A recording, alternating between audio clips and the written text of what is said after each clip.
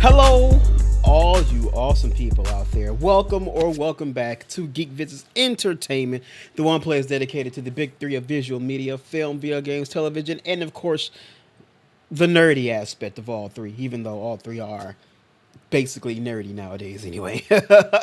I'm the host as always, Hoover, and we are back with a brand new edition of News Drop, bringing you those news stories. This one covers mostly here from mid to end of March of 2025 here.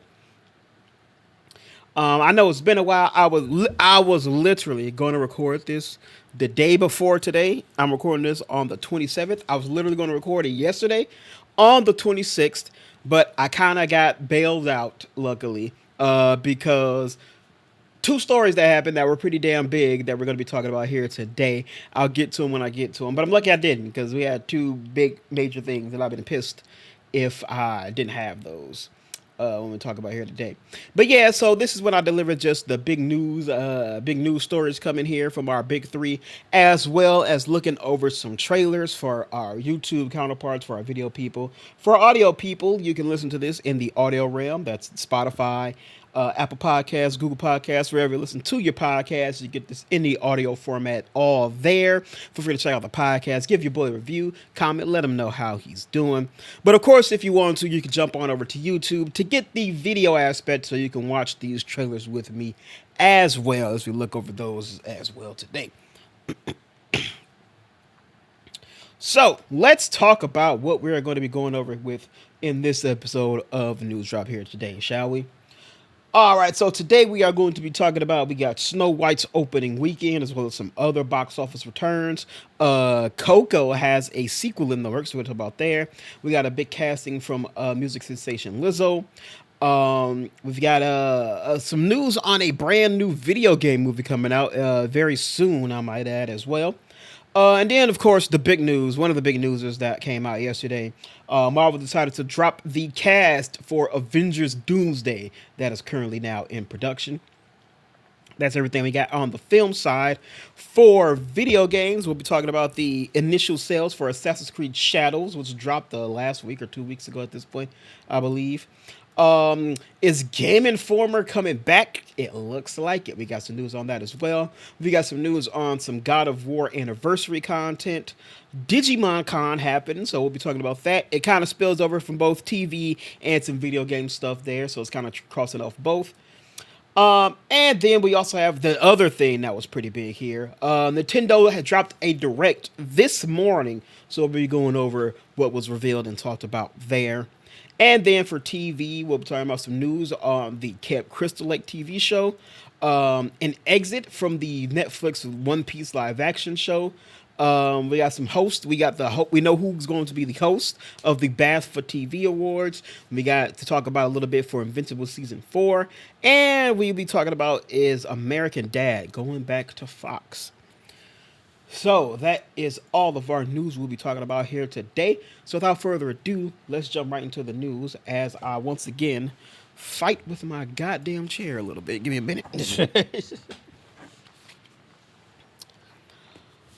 All right. So starting things off, we got box office. Snow White limps to an alarming 42.2 million domestic opening, 86 million globally. What's this? The news is far worse for Warner Brothers. Oh, we got some Warner Brothers slander in this too.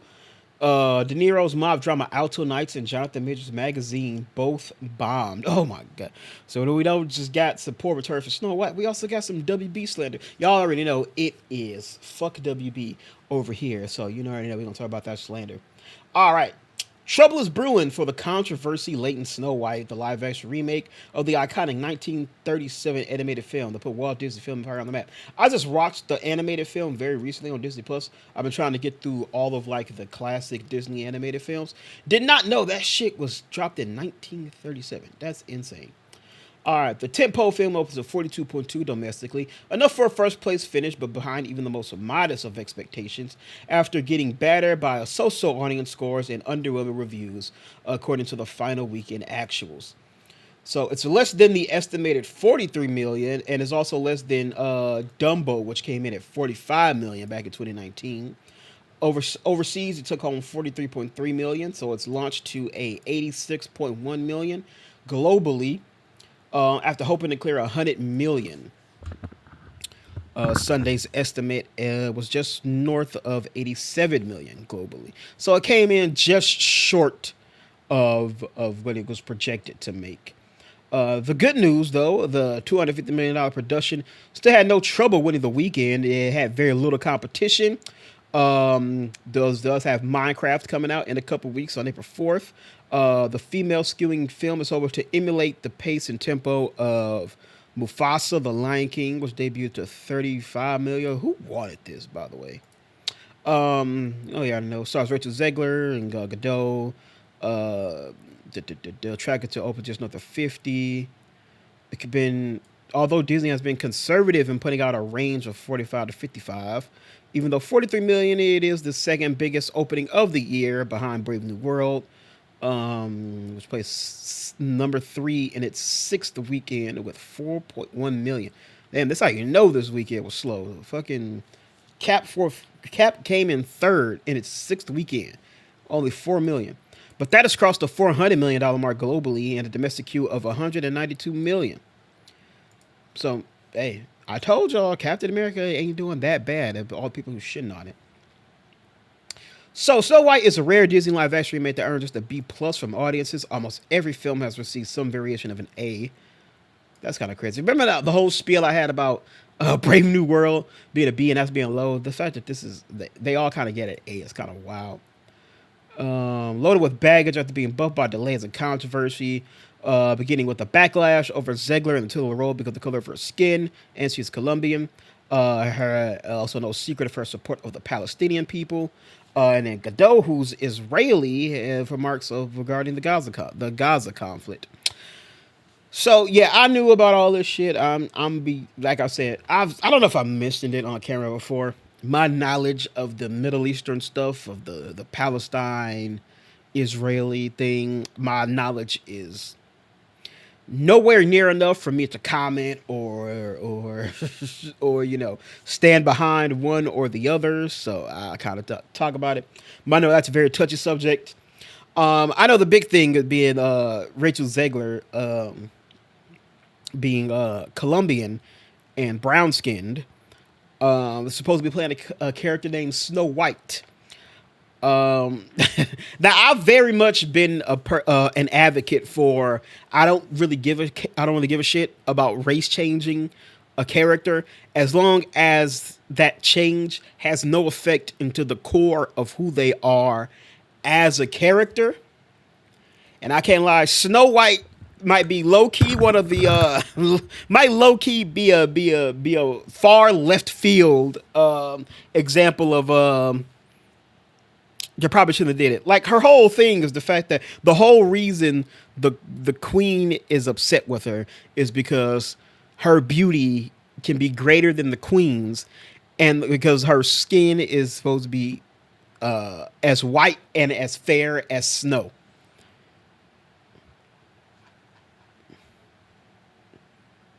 I don't think that's as white as his face. I don't think that's as white and as fair as snow. I don't know about y'all, but that's what I see. Also, like it's supposed to be like a whole thing of like, oh, we want to be more inclusive. Which again, I am fully an advocate for. Representation is vitally important.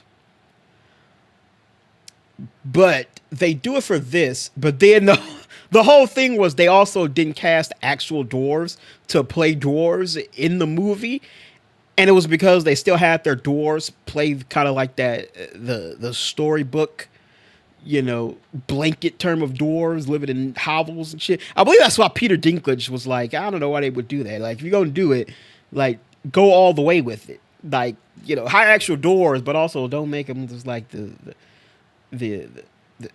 just like that. So that's a whole weird turn. Also, this might be very what's the word I'm thinking of? This might be extremely misogynistic. I will admit right out the gate. But I mean, the queen is supposed to fear that Snow White will be more beautiful than her. Which I guess I can't be upset that it's a little misogynist. It's like the whole point of the whole thing. But you got Gal Gadot, a character who looks like Gal Gadot, is supposed to be jealous. I can't lie. The funniest thing I seen was somebody. The funniest thing I saw was somebody said they had her out here looking like they, that Disney had old girl out here looking like Lord Farquaad from Shrek. And I had to think about the trailer, and I was like, bro, that shit is kind of true.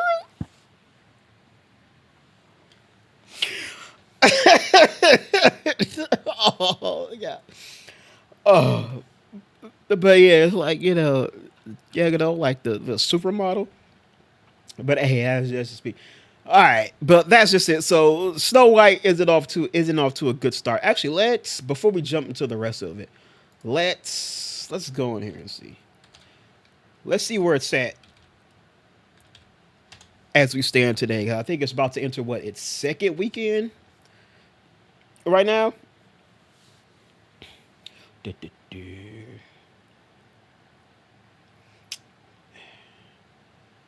one of those things that's gonna go very slow because the VPN. All right. Well, while that's loading, let's go ahead and get to it. Let's get to this. Let's get to this WB slander though. All right. The weekend was far worse for other movies though. Warner Brothers movie The Alto Knights bombed on its in its opening to an estimated 3.2 million from about 2,000 plus over 2,500 theaters in North America and a mere 1.5 globally against a $45 million budget. Yeesh. Is one of the first movie greenlit by Zaslav after Warner Brothers Discovery was formed in 2022. Stars Robert De Niro in dual roles of New York City mob boss Frank Costello and Vito Genovese. It's been panned by critics, directed by Barry Levinson, script by Nicholas Pileggi, and then actor Jonathan Majors' hopeful comeback pick, Magazine Dreams. I remember that got shelved after after the shit happened with him. Cracked only 700,000 in his debut in about 800 plus theaters. It got shelved following his legal troubles. The 2023 Sundance film Darling was later picked up by Oscar-winning distributor Tom Ortenberg for his Barcliff Entertainment. Whew. Struggling. W still struggling. Betting upper reach of the charts. Let's see. Black Bag paces second in its second weekend with 4 million. That's grossed about 15 million domestically. Mickey 17 came in number 4 with 3.9 million. We talked about that in our last news drop. That's been struggling too. I forgot that was a Warner Bros. Thing too. That actually looked pretty dope though. His third outing as domestic is currently 40.2 million. And then Paramount's Novocaine with 3.8 for a 10-day cum of 15.8 million. It's not bad that seems like a fairly more lower budget movie. Oh, come on now. Don't do this to me while I'm recording. Let's see if and there it goes. There it goes. All right. So Tuesday, it looked like it made another 4 million. It's currently sitting up at 42 million worldwide. Let's see. Weekly. We are at 20. Why take me all the way here? It doesn't add this week's just yet. Okay.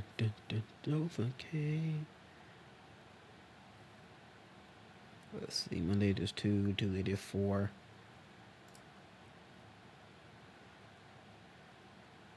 So it's been in theater for 5 days now. So it's almost a week up. Let's see, 60 million on that Friday, 15 million on the Saturday, 10 million, 2 million on Tuesday, 4 million. I see that I see that $5 Tuesday still raking in bake, huh? So it's still been doing pretty. It's still been the number one movie every day, but it's currently sitting at just under 50 million. How much did they say it was?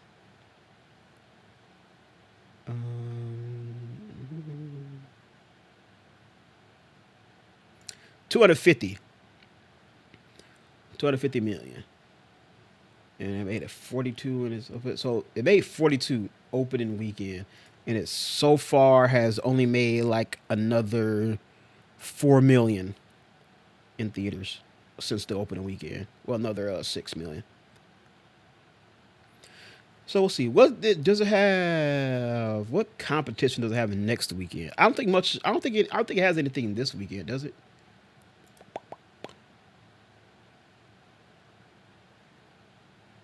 Just don't have anything. Let's see. Um,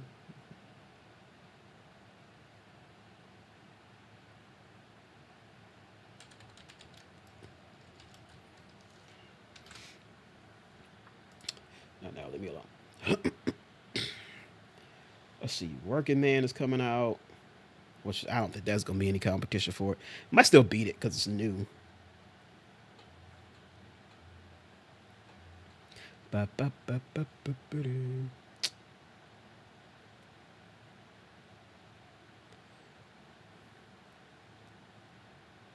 This don't help. Don't help at all. Is this out? I forgot about that one. All right, whatever. All right, so yeah, Snow White off to a pretty disappointing weekend, coming in under projections. We'll see how it goes in its the rest of its life as release. All right, next up we've got Coco 2 is in the works at Disney and Pixar ahead of a planned 2029 release. Damn, that's a long ass way away. All right, we're heading back to the land of the dead. Yes, foregoing the kind of pomp and ceremony that would ordinarily herald a Pixar film announcement. Bob Iger used the company's annual shareholders meeting to announce that Coco 2 was in early development. Directors Lee Onkirk and Adrian Molina both on board to return for the film. So Coco 2, Coco is one of my favorite like recent Disney movies. Like I ain't gonna front to y'all. I'm a grown ass man. I cried in this movie. I ain't ashamed to admit it. Thank you, VPN. I ain't ashamed to admit it. I fucking love this movie so much. So I'm glad to see it's coming back. It's still very early, so it's probably not too much to talk about. Half a decade instead between now and our return. No idea how they will continue the story, or even if it's going to be Miguel's story, the main character in the first one. Given the poignance of the original Oscar-winning film's touching denouncement, we wouldn't be surprised to see the directorial duo brought in their Afterlife Horizons the second time around. I can see that. I can see the second one sort of being a different main character with a different problem. But at the same time, could you call it Coco too? Because the whole thing was Coco was his grandmother's name. Remember? Yeah, that was his grandmother's name. Who didn't know that old boy was their grandfather didn't abandon them. Her father didn't abandon them. That was the whole story. But yeah, Coco 2 is in development. Um, you know, if it's 2029, you know, shit, I'm gonna be older.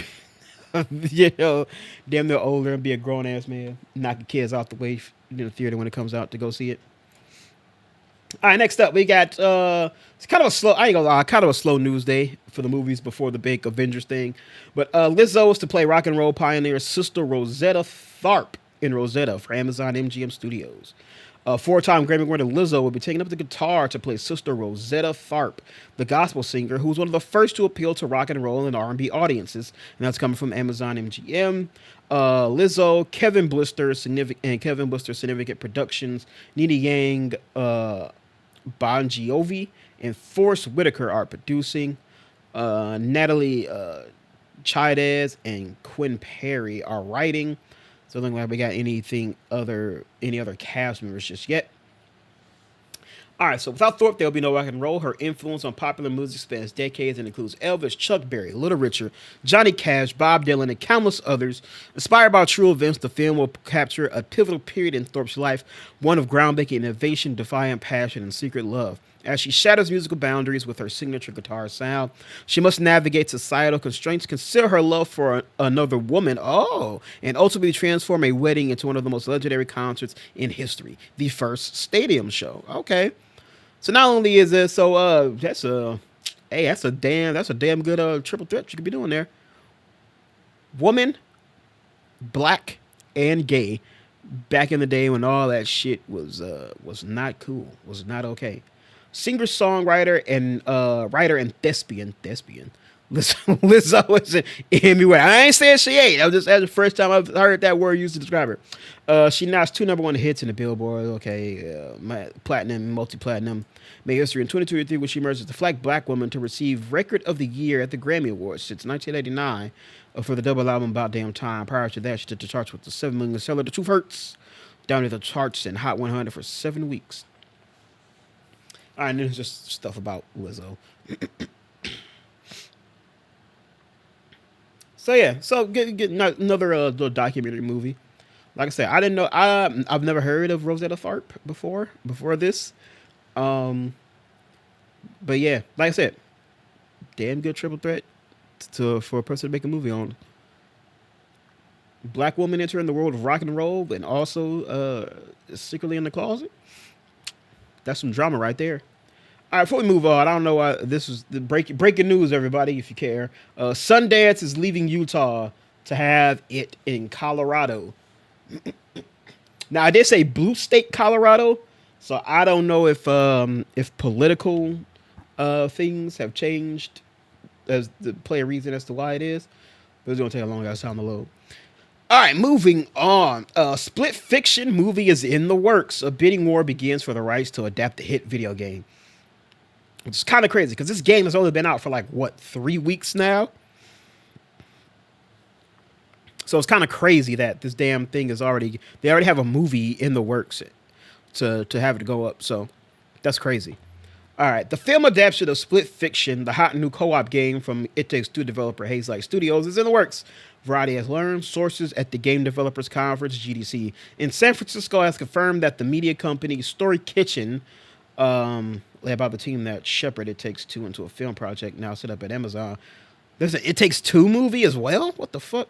It's putting together the film's cast, writers, and director into a package as offers for the rights keep coming down in multiple Hollywood top studios. So it's very early. They're putting together a team to develop a script, put some names to it, and hopefully sells this to somebody who will want to produce it and distribute it. A Variety, which is on the ground at GSC this week, is continuing to monitor the bidding war with more details on the project to come. So very early, very early. Hayes Light and Story Kitchen did not respond. But yeah, so we all know Split Fiction is the next co-op game from Hayes Light. Two women ends up getting drawn into like a world. One likes sci-fi, one likes fantasy, so they play through their original stories themselves as they jump between each world and do shit like that. So it's cool. It's crazy that this thing is already getting a movie, and the game just came out. So that's cool. All right, and like I mentioned, breaking news: Sundance exits Utah for the 2027 move to Blue State, Colorado. After 40 years, the Sundance Film Festival is leaving Park City for a new and lucrative home in Boulder, Colorado. They've been telling us for months. The Rocky Mountain Metropolitan has been in pole position over the United Utah bid and the efforts of Cincinnati, Ohio, since Robert Redford founded Cinema Celebration revealed the trio of finalists last September. Okay, so they've been planning on moving for a while, but it just came down to who was getting it. Coming out of 2 consecutive years of Sundance being canceled for in-person screenings due to the pandemic, an overwhelmed Park City, seismic shifts in the industry, and Sundance Institute executive musical chairs, the festival's looking for a dramatic reset in location. Okay, so they've been having issues because they couldn't do it in person because of the pandemic. The city itself has been going through some shit, and then the industry itself, like I mentioned this multiple times before, after what you will call it, the pandemic, theaters have kind of been struggling, and it seems like the Sundance Institute itself has been having some issues. So to that, the official unveiling in April last year that Sundance was taking bids from contenders across the nation was inedible, as in many ways the selection of Boulder for a 10-year long contract. All right, so moving from Utah, moving to Boulder. I didn't even know they were in one spot for that long. I should know that. I'm supposed to be a I'm supposed to be a film guy. I'm supposed to know this. All right, and of course, what we all came here for, what you all clicked on this video for, I would hope. Yesterday on the 26th, Marvel held a live stream where they basically announced all, I'm not going to say all, but they announced a plethora of actors who are going to be involved in Avengers Doomsday, the upcoming Avengers movie that is now currently in production. And let me just say, this shit was wild. It was like a 5-hour live stream where they just had a shot of like the actors' production chairs with their names on the back. My dumb ass was there for damn near all 5 hours, all 5.5 hours. just for them to put the shit in a 1.5 minute long video after it was over. But no, I had it on in the background as I was doing other shit, so it was like, whatever. So yeah, here's a list, but I'm gonna take it in a very interesting way. So they announced names. So the biggest things are the whole of the Fantastic Four. So Vanessa Kirby, Ibn Moss Bacharach, Joseph Quinn, and Pedro Pascal are all returning for Avengers Doomsday. I feel like that was a little to no surprise. Damn near the entire group of the Thunderbolts are returning in this as well. We got Sebastian Stan, Wyatt Russell, Florence Pugh. I don't know why I keep saying an L. Florence Pugh, David Harbour, Hannah John Kamen. I think I skipped other areas. Lewis Pullman, and Hannah John Kamen. So we got the entirety of the Thunderbolts are going to be in this as well. No Taskmaster though, which I think is what everybody was thinking. Is Taskmaster's probably going to die in the movie or something, which might be true because they're barely present in all the promotional stuff. So all the Fantastic Four, all of the Thunderbolts. We also got kind of, and then our regular characters. We got Chris Hemsworth, Thor's coming back. Anthony Mackie, Captain America. Paul Rudd, Ant-Man. We've got Tenoch Huerta's Namor. Letitia Wright, Black Panther. Simu Liu's Shang-Chi is coming back. Dana Ramirez's Falcon. Winston Duke's M'Baku. Tom Hiddleston's Loki is coming back. I'm very excited about that. Very interested in that. But, of course, the biggest and most surprising angle that was announced in this casting was we have a slew of the original cast members from 20th Century Fox's original X-Men run. So we got they announced Kelsey Grammer's Beast, Patrick Stewart's Professor Xavier, Ian McKellen's Magneto, Alan Cummings' Nightcrawler, who hasn't appeared since fucking X-Men 2. We got Rebecca Romaine's Mystique, the original Mystique, the Mystique with cheeks. So, James Marsden's Cyclops, which I got very excited for. And then a very shocking one, Channing Tatum's Gambit, who of course has only existed within Deadpool and Wolverine. But we do know that was that cut scene or additional scene or whatever that showed that he was the only survivor in the fight. And Doctor Strange's portal opened, so he's going to come through it. So yes, a lot of characters. And of course, they capped the whole thing off with the obvious one. Robert Downey Jr. coming back. It's Doctor Doom. So that's cool there. So we got a shit ton of characters coming back for this. A very scattered bunch of Avengers. I'm very interested to see how that is going to work out, especially with like Chris Hemsworth's Thor is very interesting to me. I'm going to go on a tangent for a little bit because I was going to do this as a separate video, but I'm like, oh, fuck it. We'll just add it into this. So clearly the Fantastic Four and the Thunderbolts are going to be a big role in this. We have some scattered remains of like Avengers, Ant-Man, Black Panther, Captain America, Falcon, Shang-Chi is new, but we got some scattered remains of like the heroes we know and the new heroes and shit. Very interesting though. Chris Hemsworth's Thor, first of all, one of the only like 3 surviving currently original Avengers, the only one slated to come back. Not only is it just him, but it's also he's the only like cosmic angle we have coming back as well. Like there's no Guardians at all. No Captain Marvel, no Miss Marvel. I can never remember old girl's name. She plays Monica Rambeau. She wasn't announced in this either. So it does make me think that this is very much going to be a Earth-based, grounded thing. Like most of this is going to take place on Earth. We aren't really going to do much in terms of space. Um, Definitely, I've been on the fence about this for the longest time, but I know a lot of people have been saying it. But now with this, it definitely seems like we just might. It definitely seems likely we're getting some kind of iteration of like Avengers versus X-Men, because this is a lot of X-Men characters they have announced in this. So it might be getting some of that, or at least that world, that universe, that 20th Century Fox's X-Men universe is going to be very present in this movie. Probably in a Cursion event, the worlds are going to collide, and it's going to be that world.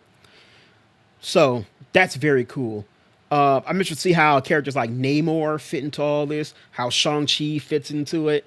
Because they haven't really been around too much since those movies. So I'm very interested to see how they fit into all this.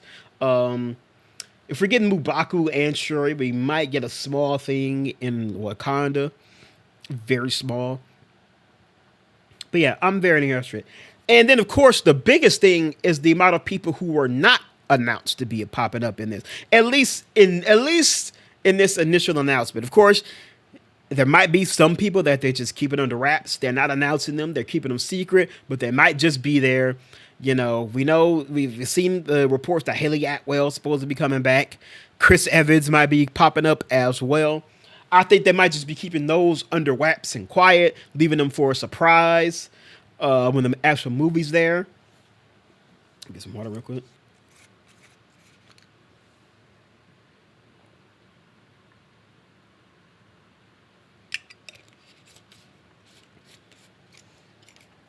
And then of course just any other small cameos we might see. I still don't think we should count those out. Any small cameos from other characters.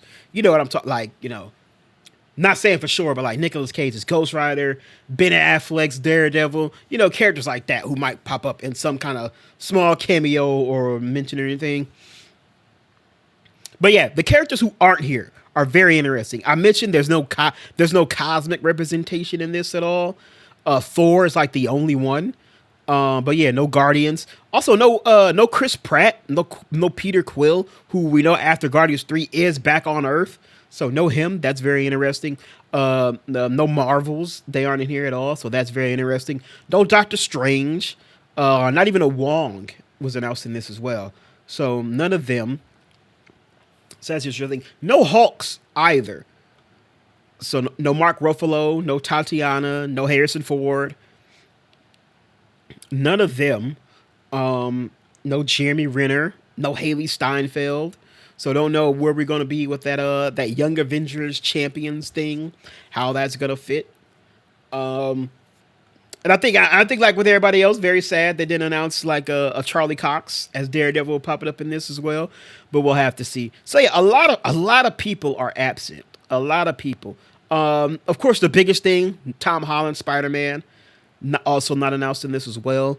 I think that's kind of an obvious one. Spider-Man 4 is coming out before Doomsday, so they probably didn't put him in this to kind of keep us on our toes for what might happen at the end of Spider-Man 4. To kind of not give it away that he's going to be in this, and when he comes out of it, he's still going to be there, still going to be present and popping up in this. So to kind of keep us in the dark, at least in terms of where Spider-Man is going to be by the end of that movie, that's why they probably didn't put him in there at all. I will say one thing I do find interesting. No Famke Jensen, who played Jean in the original X-Men as well. I thought her name was definitely coming up after James Marsden's name came up. So interested that we don't get a Jean Grey. But of course, as we all know, Sadie Sink just got cast in Spider-Man 4. Her role is a mystery right now, but we're all speculating she's either Mary Jane or Jean Grey. So the fact that we don't have a Jean Grey puppet in this one, maybe. Also, no Ryan Reynolds, no Hugh Jackman. I think that's definitely going to be something that they try to keep under wraps and close to the chest. And then, of course, like I said, this is just Doomsday. We already know Secret Wars is right after this, and I expect probably a shit ton more people are going to be popping up in that one, which makes Tom Holland returning as Loki very, very interesting in what role he plays within all this. You know, he kind of exists right now outside the multiverse, holding it all together. So he might be because in the comics it was Reed on a small ship with a select few heroes that was able to avoid the world resetting into battle world in the Secret Wars thing. So I think Loki might hold that role as when Doom sort of reshapes the world to the battle world for we get in Secret Wars. I think Loki is going to pull some heroes together outside of the multiverse and sort of have them to put everything back right again. I think that's the running theory too. So we'll see. But yes, massive announcement for that. This is currently in production. It's coming out next year. I don't think they're doing a back-to-back filming thing. I think they're filming this, take a break, and I think they're filming Secret Wars next year. So there you go. So we might have another one of these next year. So there you go. I'm very excited. I do like the aspect of a lot of these characters are going to be fairly new to this Avengers stuff. Not even the Avengers stuff, but also the massive crossover stuff. Like even characters who are here who've seen before. Chris Hemsworth's Thor is like the only fucking veteran of shit like this at this point. Because like, while yes, Anthony Mackie and Sebastian Stan and like Letitia Wright, you know, were present in like Endgame and Infinity War. Ant-Man was in Endgame, but he wasn't in Infinity War. And while they were there, they played very small roles. I feel like now they're going to be stepping up to like, you know, the main role. Of course, it's a big ensemble movie. Everybody's importance of everybody's role, how much screen time they get, how important they are is going to vary. So some of these are going to be cast, but they might not even be in there long. You know, clearly I think like the X-Men characters are going to be not in there for very long. But we'll see. I'm excited. I'm excited to see this. Like most people, I was so damn hyped when all of these X-Men characters got announced. I will say, a very interesting thing is Kelsey Grammer's Beast was introduced far sooner than when we got this entire block of these X-Men characters here. So it makes me think maybe Beast plays a bigger role in this than the rest of them do. But we shall see. But anywho, that is it for movies. So let's move on to our video game aspect. As soon as I give me some more of that H2O.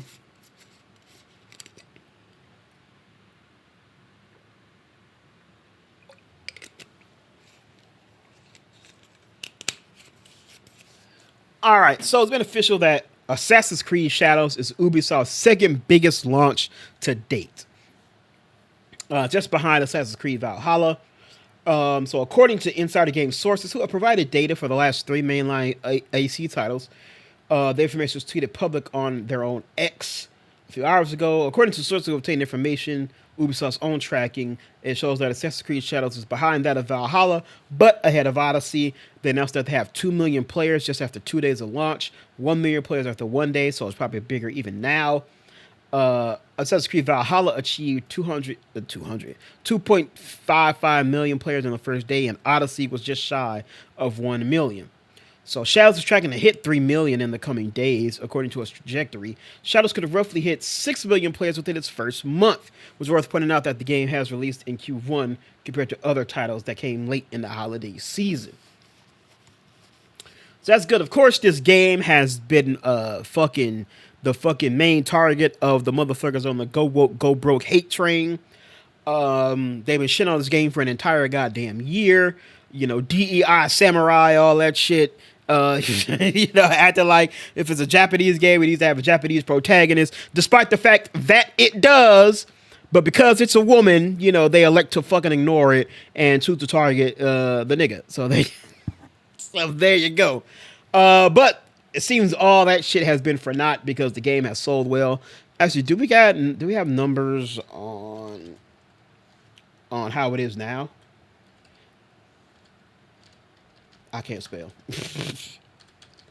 Do we have number? Do you have recent numbers? Assassin's Creed Shadows now up to 3 million players. So there you go. So there you go. It's doing just fucking fine. It's been big numbers. It's been a hit.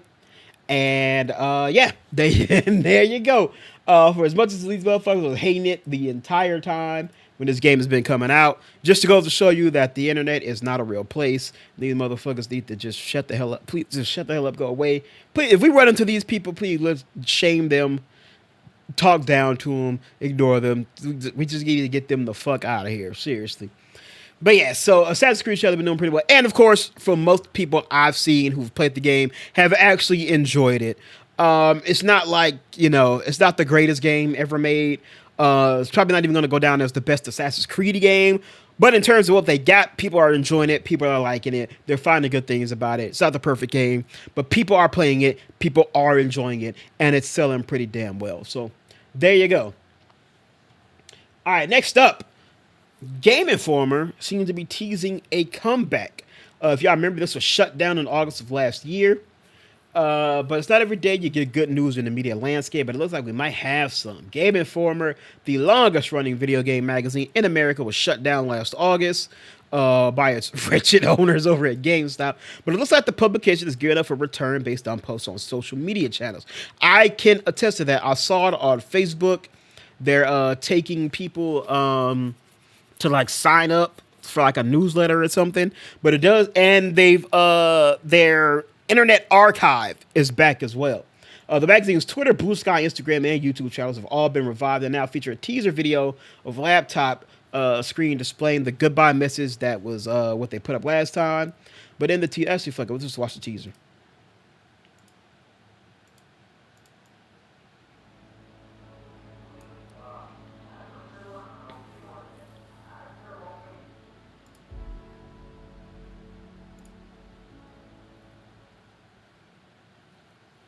March 22, 2025. Actually, this was teased on the 25th.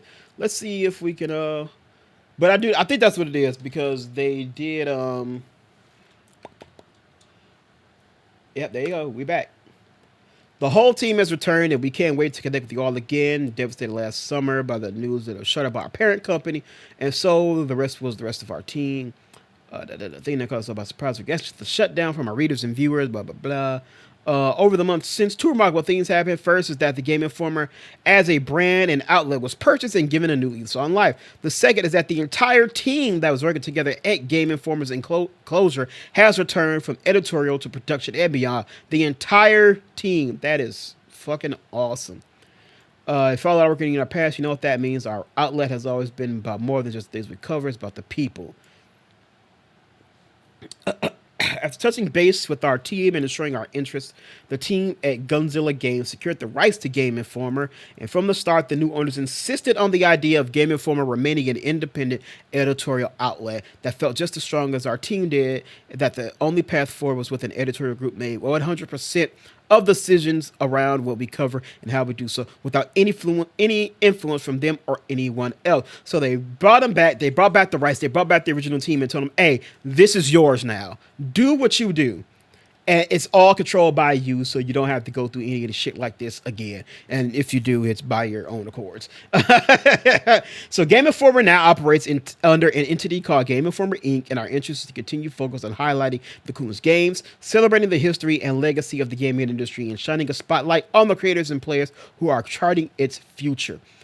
So Game Informer is officially back. That is so fucking cool. That's fucking dope.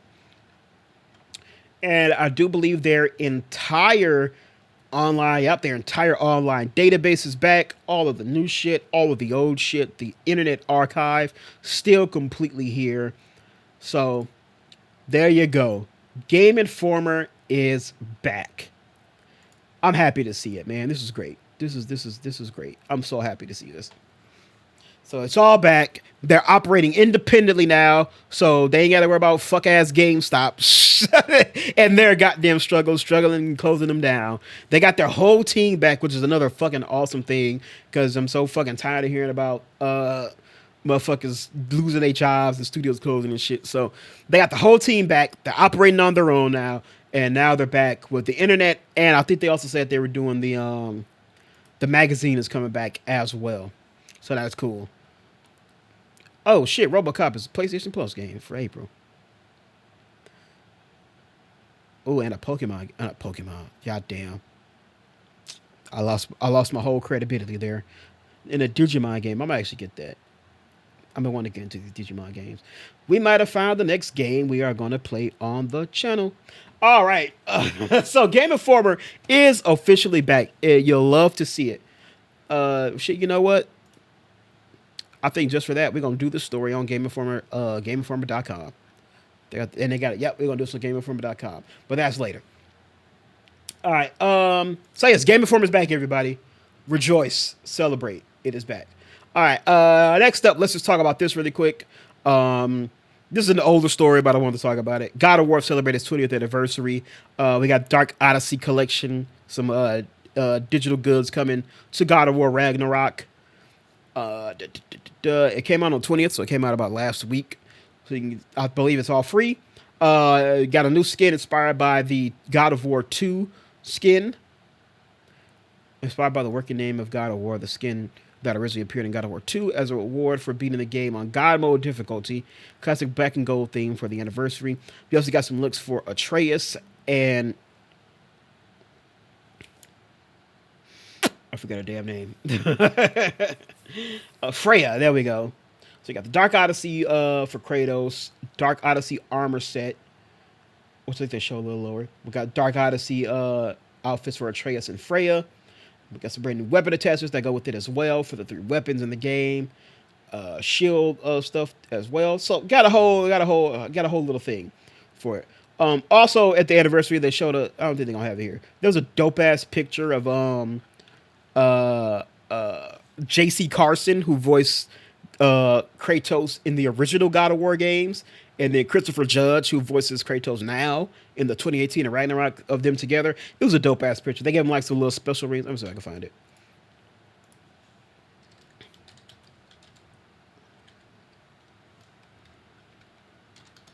No,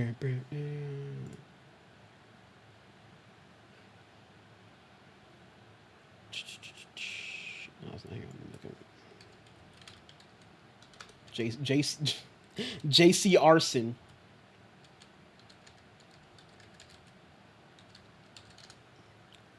JC. Here it is. Yeah, I thought that was just a really cool thing. They both gave him little rings for the 20th anniversary. So that's dope. By the way, any of my black folks, yes, J.C. Carson.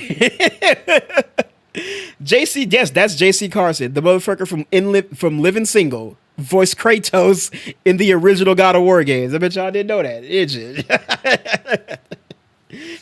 So that's cool. All right. So yeah, like I said, we're gonna read it on Game Informer magazine's site to celebrate the fact that they're back. So Nintendo had a Nintendo Direct this morning, mostly all focused on the Switch One, because they announced that in April. Yep, there it is right there. April 2nd is going to be another one, and that's all going to be all about the Switch 2. So this one featured a bunch of releases for Switch games, with the biggest thing, of course, being Metro Prime 4. So from our audio listeners, we are going to go through, we're going to talk about everything that they talked about, and we're going to look at all the teasers in our video section. So if you're interested in that, hop on over to the YouTube so you can look at all of the videos or, watch them on your own time. So for right now, we're just going to talk about them and announce what they all are. So they announced Dragon Quest 1 and 2 HD 2D remakes that's coming in 2025. No Sleep for Kaname Date from why are these damn names so damn long? From AI, the Sominum Files. It's a follow-up to a 2019 game. That's coming on July 25th. Raido Remastered, the Mystery of the Soulless Army, a remaster of the 2006 PS2 game. Devil Summoner, Raido Kazimoto versus the Soulless Army is going to the Switch on June 19th, 2025. Why do these Japanese companies make these damn game titles so wordy? Shadow Labyrinth, based on the Based on the shockingly violent Pac-Man inspired animated short from Amazon's Secret Level, arrives on Switch on July 18th. Really? I think I got to that episode. Patapon 1 and 2 Replay, a collection of the first two Patapon games, which were originally released on the PSP, is arriving on January 11th. Story of Seasons Grand Bazaar, a remake of the 2010's DS game, is arriving on August 27th. Metroid Prime 4 Beyond, no release date outside of 2025, but they did announce a little bit more about it. We'll check that out in the video section. Uh, Disney's Villain's Curse Cafe, a game about running a cafe with cameos from various Disney bad guys, is available today. All right. Witchbrook, a long and development game about attending a school for witches with friends, is coming holiday 2025. Eternal Life of Goldman. They announced a lot of shit. Holy crap. This is indeed a lot of shit. Oh my God, there's more. All right, let's speed this up then. Where were we? Okay, Eternal Life of Goldman. That's coming this holiday. It was a NES inspired by the classic NES DuckTales. We got Grados Origins coming on August 7th. Feature Gradius, Salamander, Life Force, and Gradius 2 and 3, and Salamander 2. Rift of Necrodancer is available for other platforms, coming to Switch, and will include DLC and future DLCs. Tamagotchi Plaza is coming on June 27th. Pokemon Z to A details, and that's arriving in late 2025. Rhythm game called Rhythm Heaven Groove is coming to the Switch in 2026. Nintendo introduced its new virtual card system. Makes it easier for players to play and loan digital games across multiple Switch and Switch 2 consoles. Huh. Oh, that's interesting. So I guess it's a way for you to move your games from your Switch 1 to your Switch 2. Any digital games you got? Near the end of to wrap it. Okay, so we got High on Life coming to Switch. Star Overdrive is coming on April 10th. Wandering Village on July 17th. The King of Meat is coming to this year. Blue Lagoon is coming to summer of this year. Fantasy Life I is coming to the Switch on May 21st. Then we got Saga Frontier 2 Remastered is available today. Monument Valley 1 and 2 are coming on April 15th. Monument Valley 3 is going to revive this summer. Everybody's Golf Hot Shots is coming to Switch. Marvel Cosmic Invasion is a beat 'em up coming in holiday of this year. Tamagotchi Life Living a Dream is coming in 2026. And finally, they close out the show with the reveal of the Nintendo Today app, which will deliver general news and news about the Switch 2 in the coming weeks and potentially years forward. So it's the Nintendo specific app to keep you up to date. So there you go. That's everything that was revealed at the Nintendo Direct. We'll watch these little videos in the video section I mentioned earlier. All right, and that wasn't the only thing, because Digimon Con happened. I didn't even know this was a thing, which I'm sad because I'm a massive Digimon fan. But Bandai and Toei held a Digimon Con 2025 live stream on the 20th. Upcoming projects and in the franchise. We got some mobile games, we got some card games, and the future of video games and anime. So like I said, it dips into both video games and TV. But let's go ahead and look over some of that stuff right now.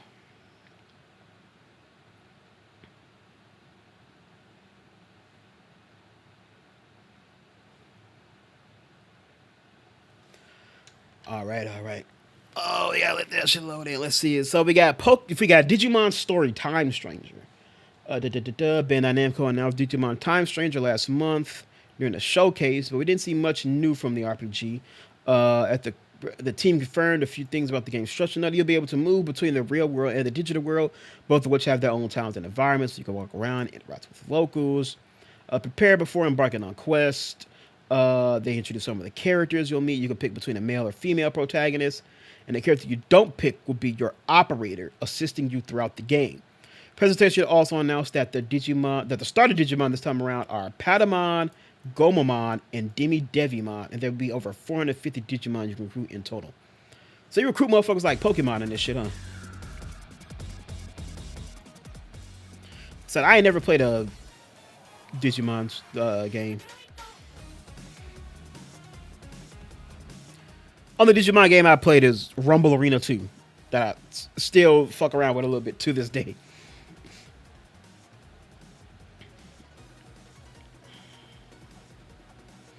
A boy throwing shit is got that man. All right, cool. I ain't finna watch all these videos. All right, next up we've had the presentation shifted to the card game, the new Protector of Light and Hero of Hope starter decks, booster packs, Digimon Liberator online comic. They got stuff from there. The mobile game Digimon Allison seems to be a bit more elaborate than the Pokemon trading card game. Include a story mode, complete with a new cast of characters, features cards that are current, and blah blah blah. I said we ain't finna watch this whole thing. We don't really care about the card game shit. But if you want to look at it, here's a little clip of it.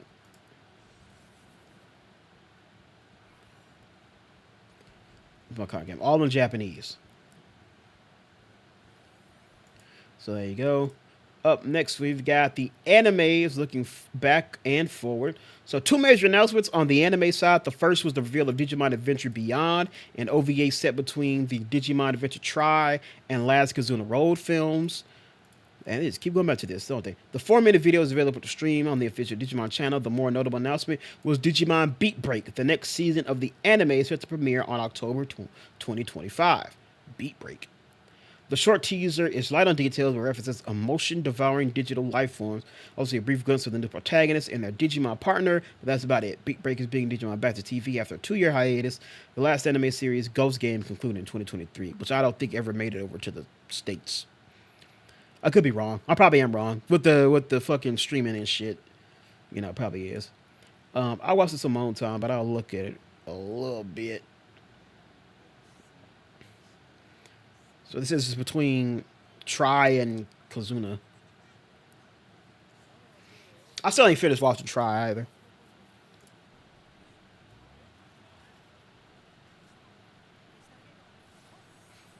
I'm sure that Cody.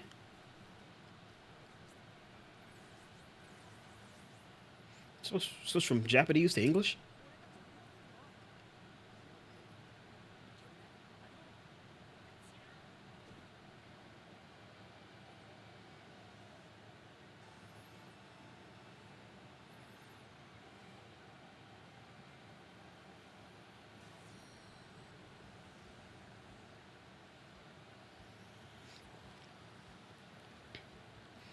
They going I need mine off rip.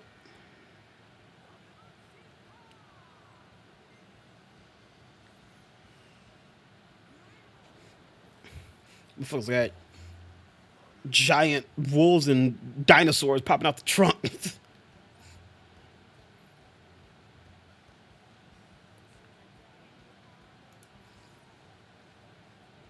Did what's it call it come out yet? Kazuna Road? That came out already, didn't it? So that's the movie. Here's the sneak peek of the new anime.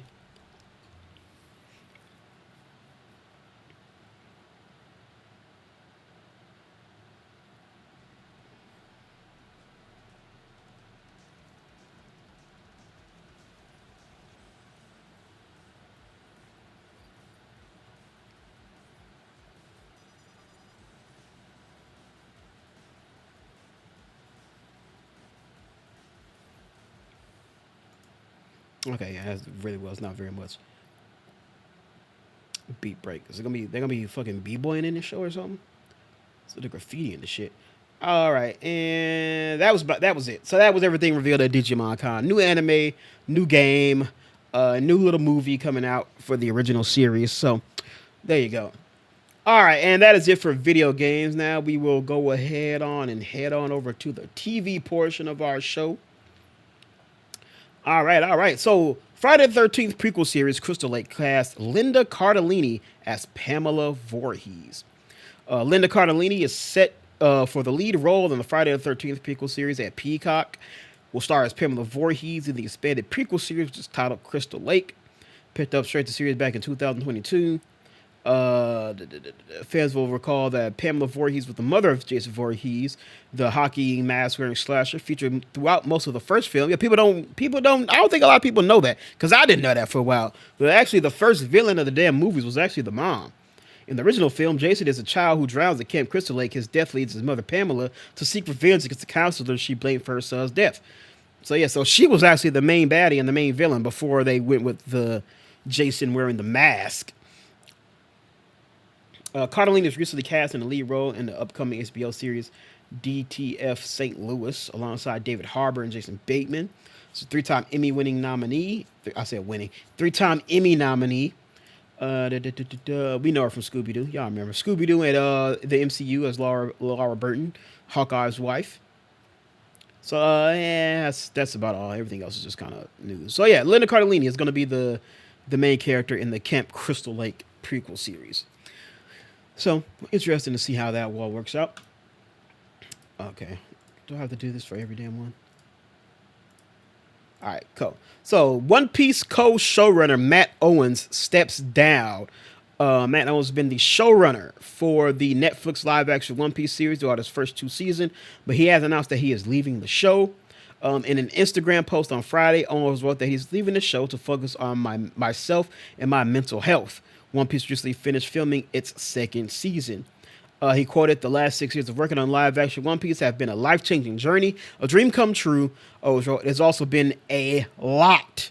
So I'm stepping off the going merry. Thank you so much to Oda, Shueisha, and Tomorrow Studios, Netflix, and the entire cast and crew for your trust, partnership, and hard work." Yeah, I believe he has been very present in all of like the promotional materials, all the behind the scenes stuff. He's been in like all of it.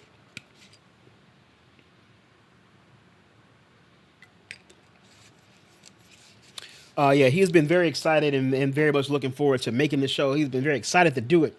So sad to see him go. I remember when I first seen this headline, I was like, "Oh, Netflix is fucking up again."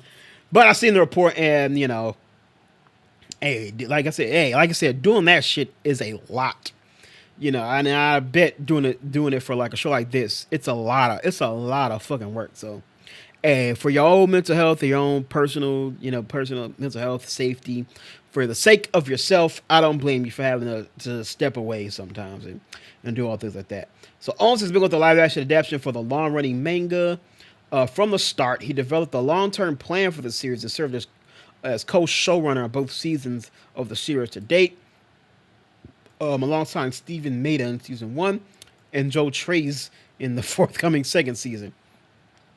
Tracks, I don't even know how to fucking pronounce that, will continue overseeing post production of season two. Netflix hasn't announced a release date.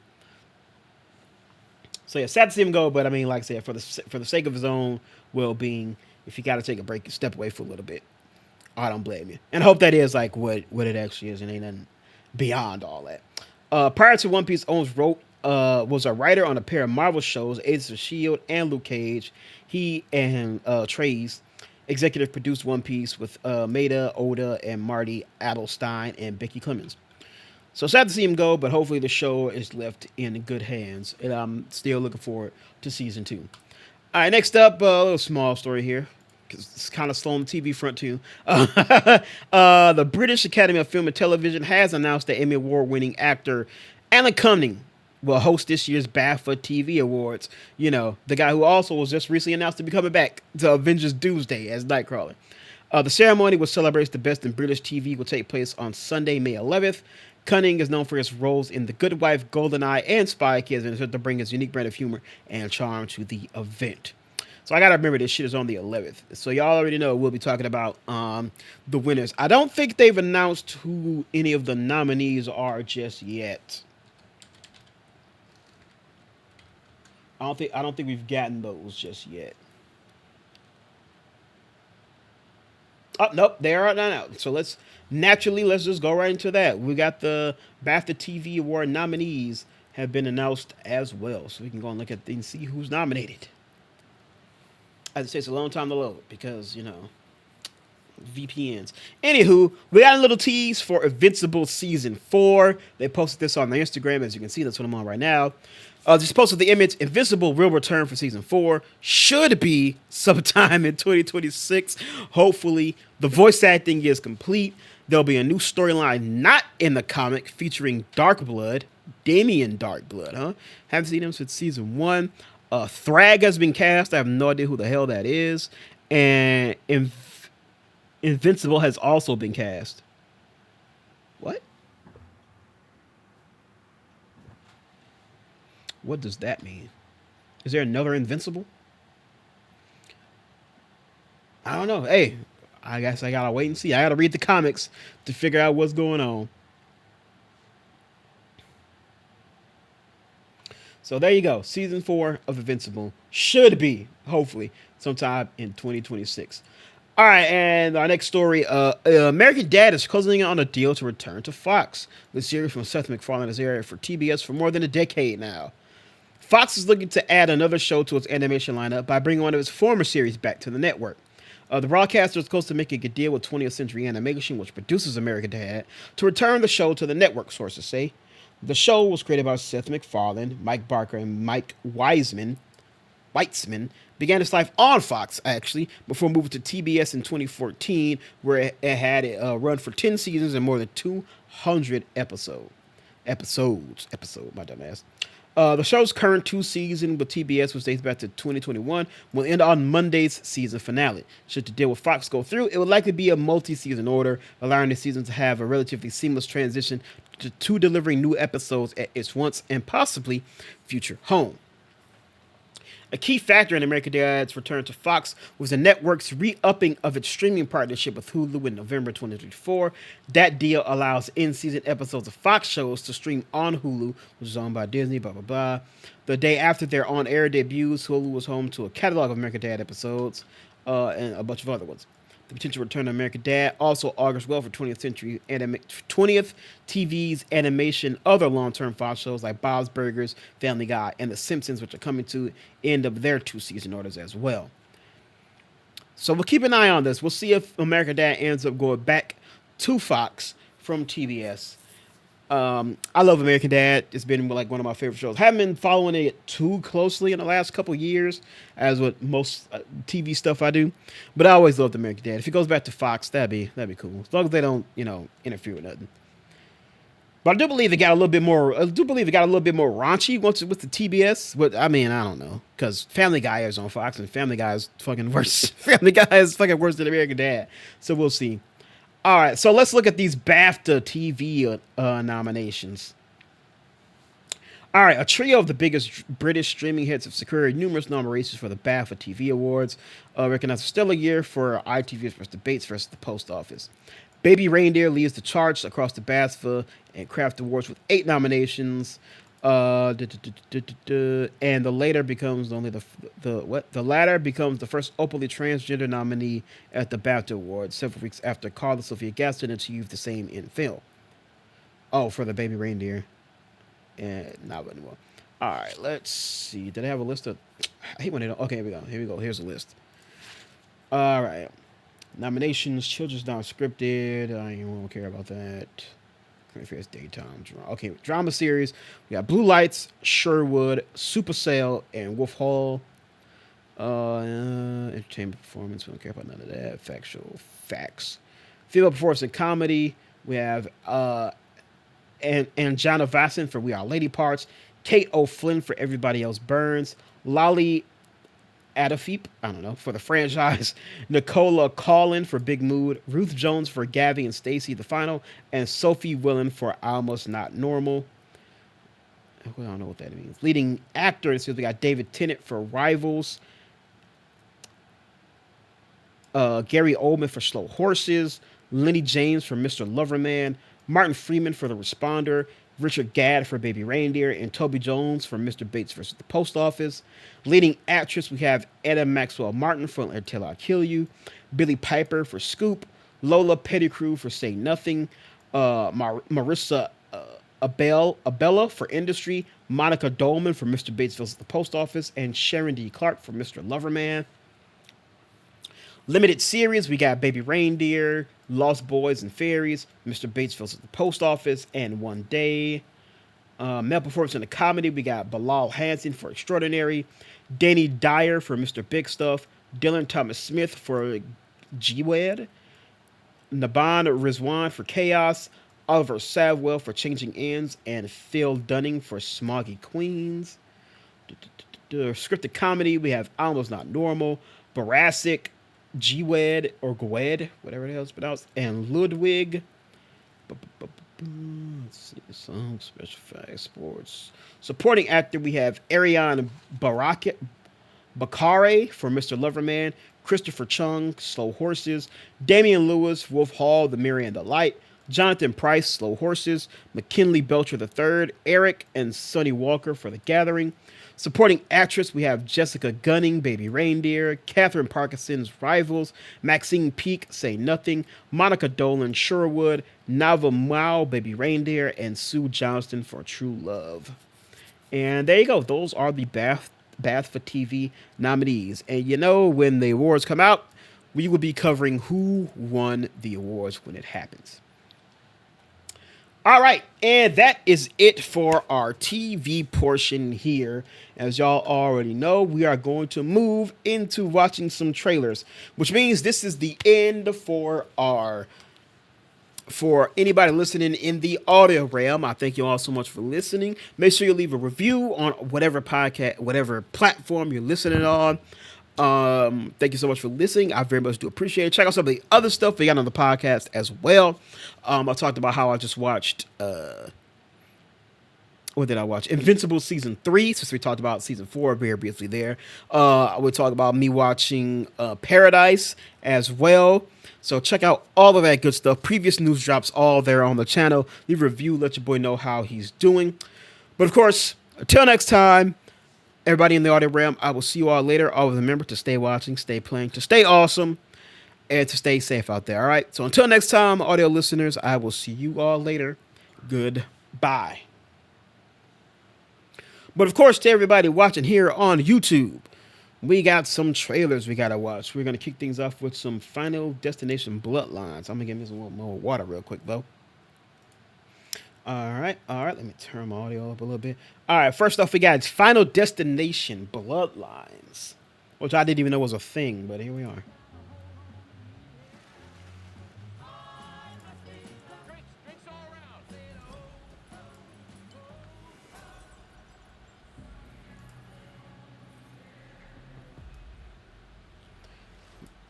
Man, everybody loves using goddamn copyrighted music.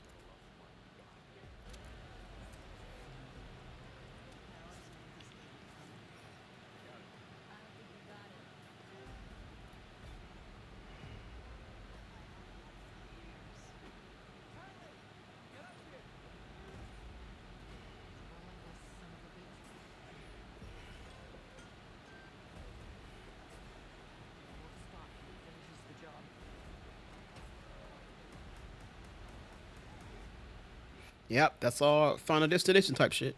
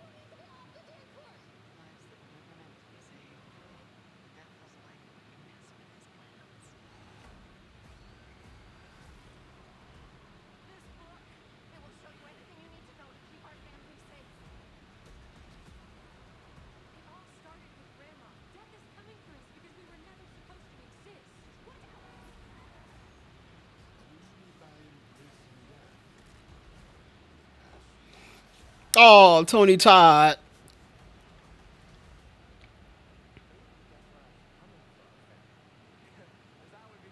They do from the 100.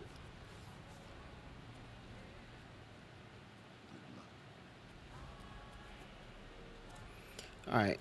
Interesting concept on the whole thing of like she had the premonition like decades before, and now it's like trickling down to all these people who weren't supposed to exist. But yeah, more Final Destination. Can't be mad about that. That's pretty cool. What is it? May 16th. Oh, it's a summer film. Competing with whatchamacallit, the Thunderbolts. Very bold. This was WB. Might have to hate it off rip because it's WB. All right, next was this Elio. This is the new Disney flick, Disney Pixar.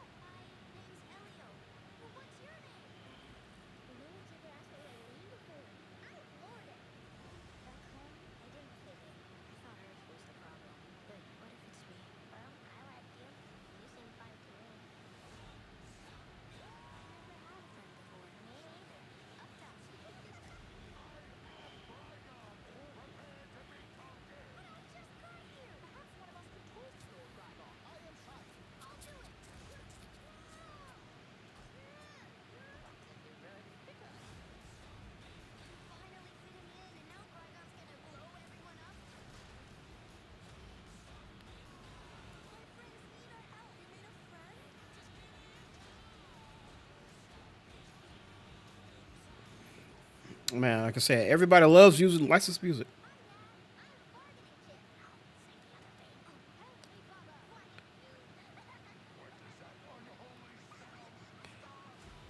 That voice sounds familiar.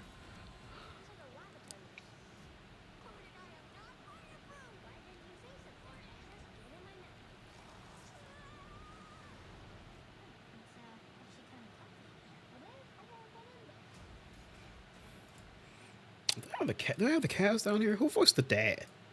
Bitch. Because that voice sounds familiar. It looks like a Disney movie thing. It's like a Disney movie. Let's see. Leo, an 11-year-old whose big sister get abducted by aliens. Yeah, we've seen that. Aunt Olga. That was Zozal. I didn't even know that. And Gordon, Elio's unexpected first friend who happens to be an alien. In Big Swing Adventure, Elio will travel millions of miles across the universe to encounter a host of out of this world creatures who just might help him figure out exactly where he belongs. And let's see. I'm just trying to figure out who the voice of the fucking dad. They'll have it on here. Yeah, they don't have the cast. That dad sounds familiar. And it looks like the other fairly decent Disney Pixar movie. You know, whatever. Second trailer for Drop. It's that Bloomhouse horror movie where motherfucker airdropping her threats and shit while she's on a blind date.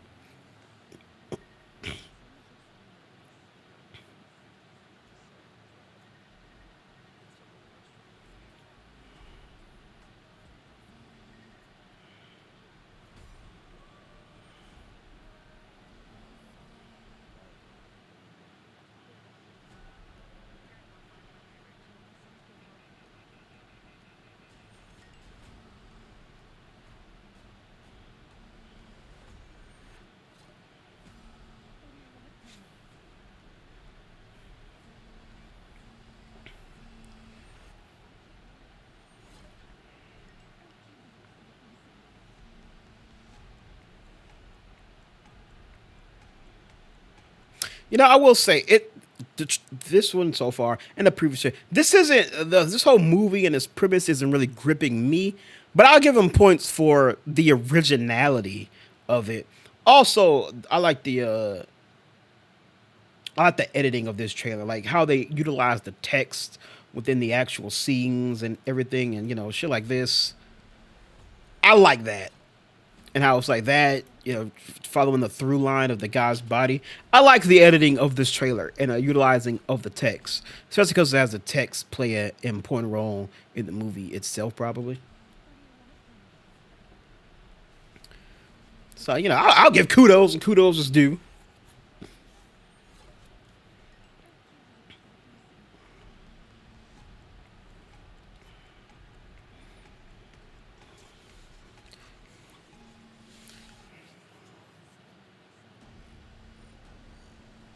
It's like that. That's dope.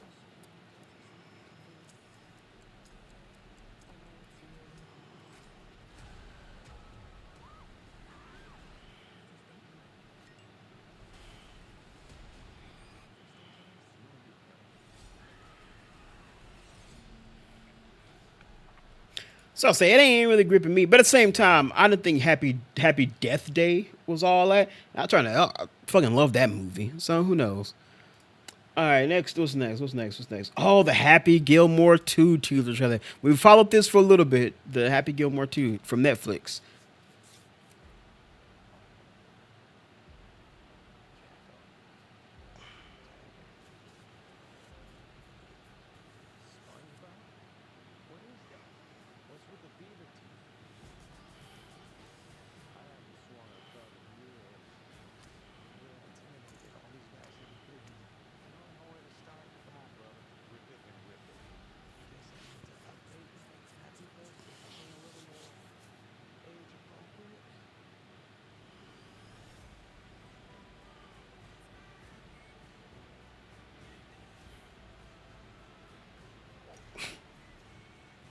Bro rode up in the Thames. What the fuck? Is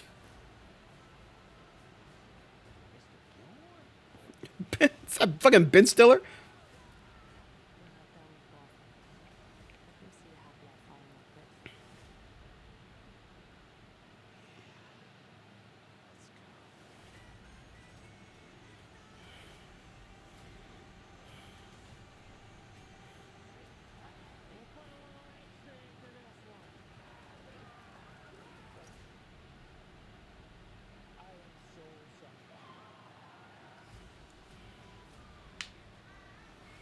Let's say 25th. That's pretty cool. Netflix and Ben Stiller still together. Still together. Nice little nostalgia movie. Little teaser. It ain't show too much off. But you're interested. Definitely interested. Definitely interested. All right, next up we have Together, the teaser trailer from Neon. What else has Neon done? I can't remember.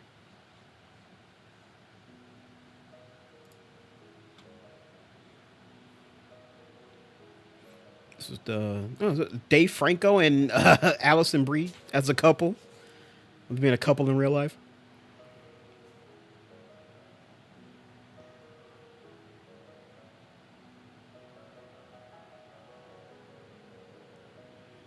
Ew.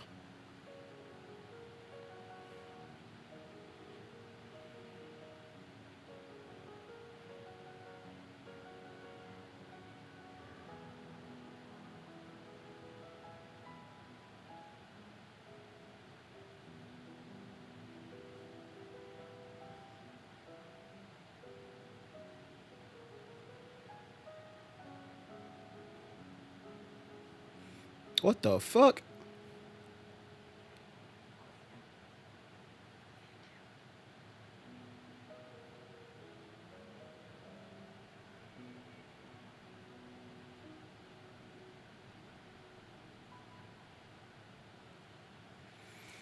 I don't know what the I don't know what to make of that at all. Well, there you go. There you go. I can't remember what else. I can't remember anything else Neon has done.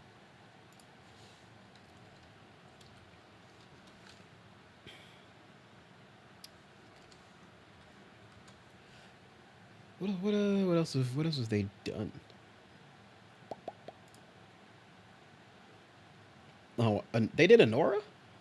Just won Oscar for Best Picture. The Monkey movie. It's only called The Monkey. Hell of a Summer.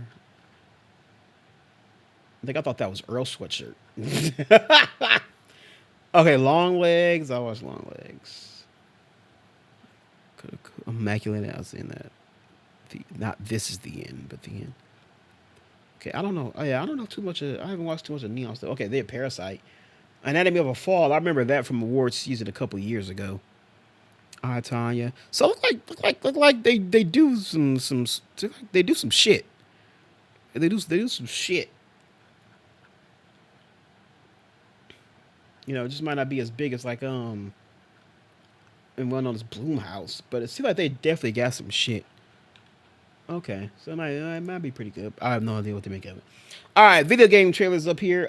Next is Wild Gate. I no idea what the hell this is, but it just came out today. So, 2 days ago, I mean.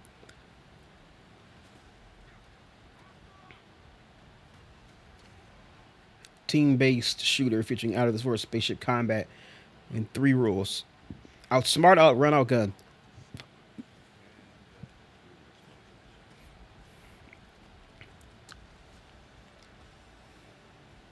Reminds me of High Off Life.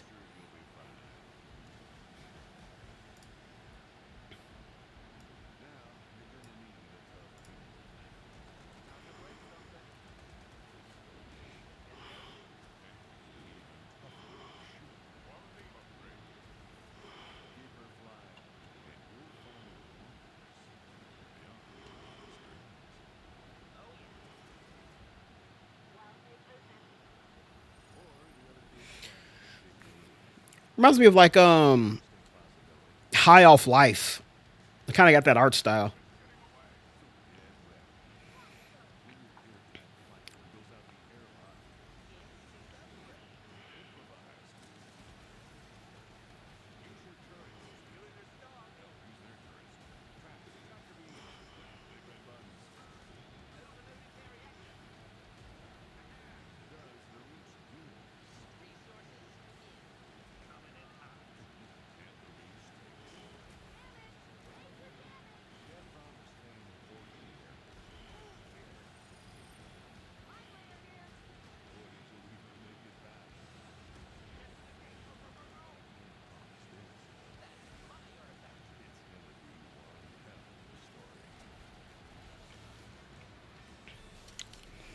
YK. You know what else it kind of reminds me?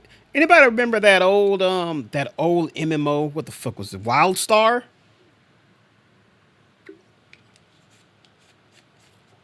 It kind of reminds me of that too, like the marketing and shit, and the fact that it's like very colorful. Reminds me of that too.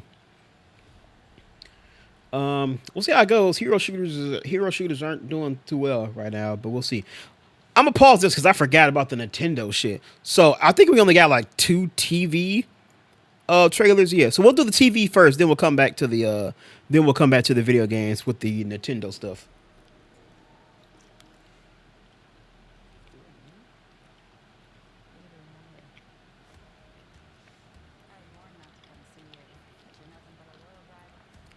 Oh shit, Josh Holloway and Keith David.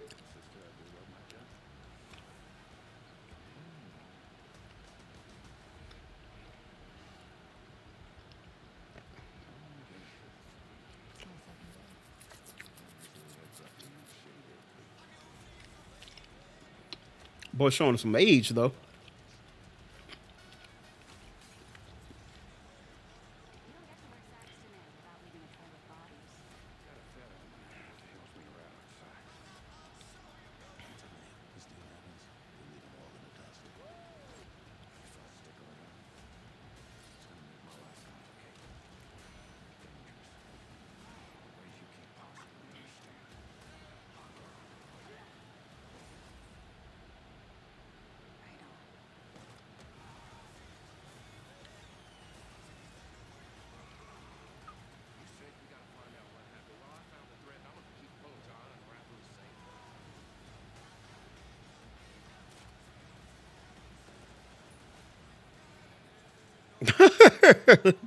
Duster.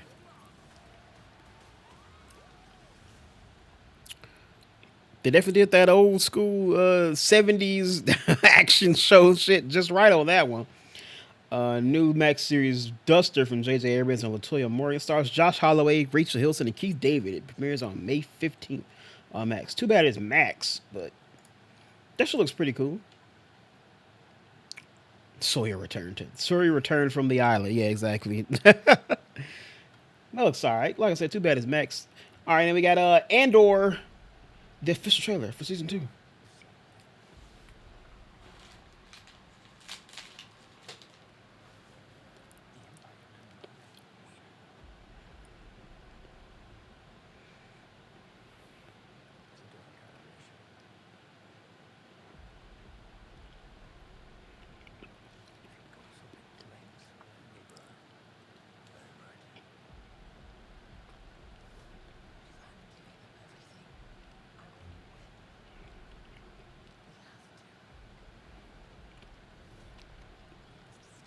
That's pretty soon.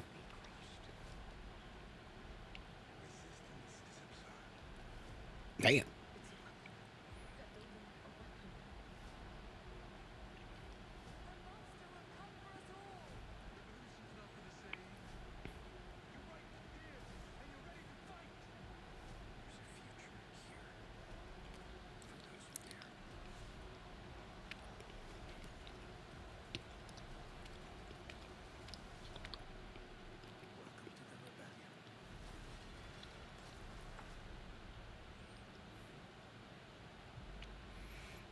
Andor coming April 22nd. One of the only good things Disney is doing with Star Wars. So hopefully season 2 lives up to it, and fans are happy, and they don't fuck it up again. All right, let's jump back to video games. Then we're gonna get to the Nintendo stuff. All right, Wild Game we watched. We got Deliver at All Costs. I have no idea what this is, but it just came out a week ago. Damn. Why does this look like the fucking that one dude's house from GTA 5? The dude who with the girlfriend that Trevor invade his damn house. This looks like exactly like that area.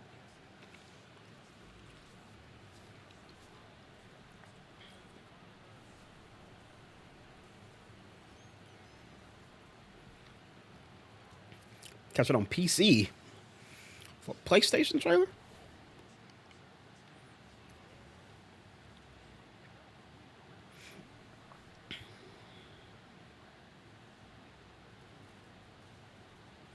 Damn. What the fuck?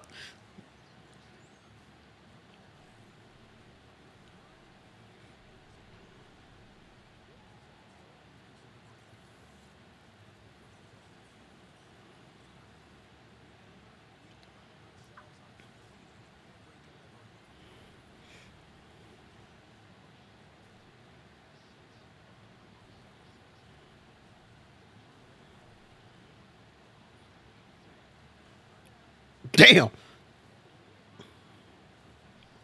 This nigga shit. They gonna hit a lick on him. What the fuck?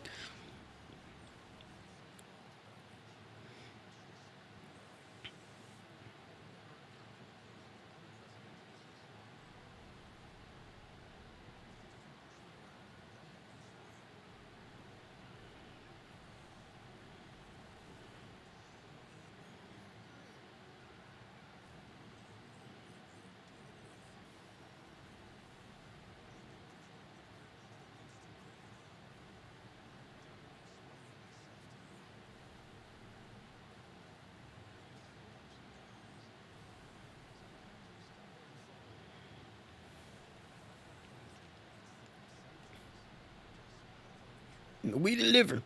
This was like a crazy ass wild game. Deliver at all costs. Fucking aliens. Look at that shit. Looks fun though. I will admit that. Coming May 22nd from Konami. All right, what's next up? Next up is some Game of Thrones King's Road gameplay.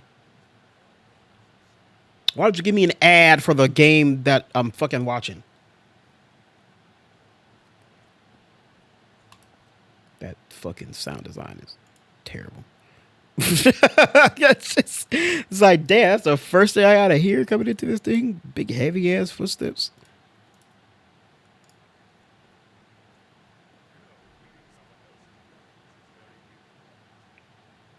Look for Jamie Lannister.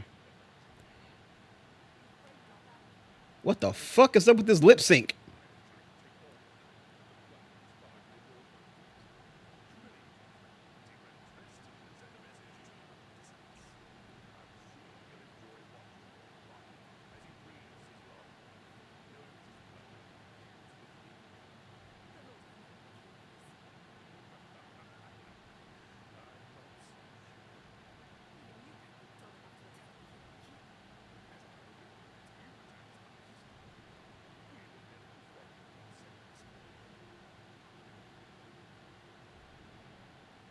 Chill out, bro.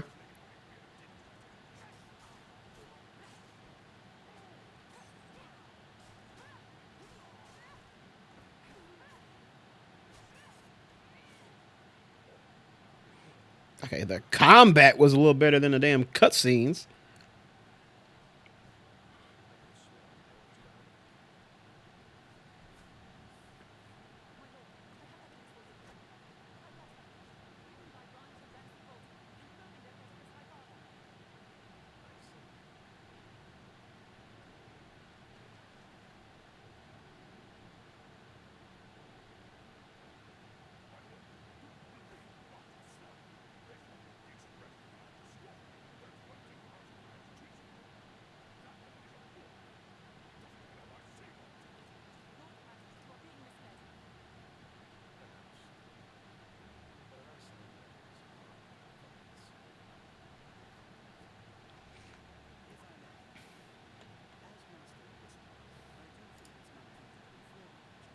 Oops, I didn't want to do that.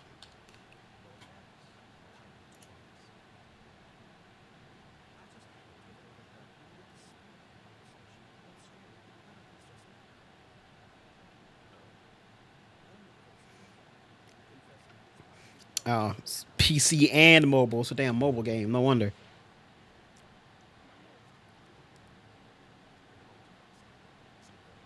Are these the actual actors' voices? Don't say.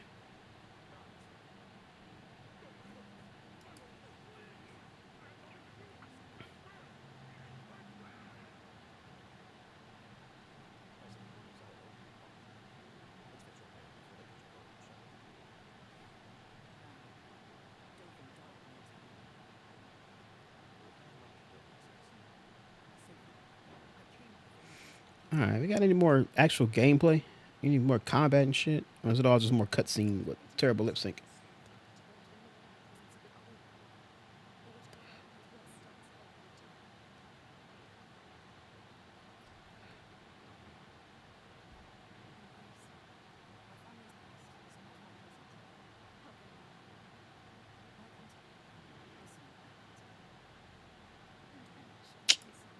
Ain't no more gameplay. It's all just this shit. I got one thing to say about this.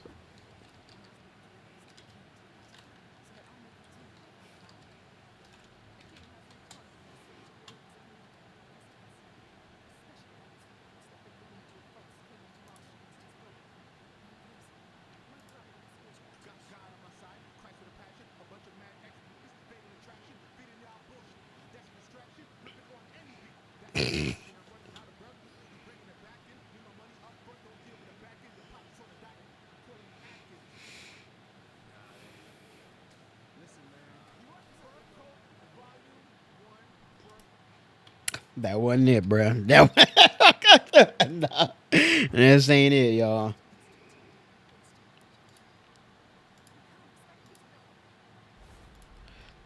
That ain't it, y'all.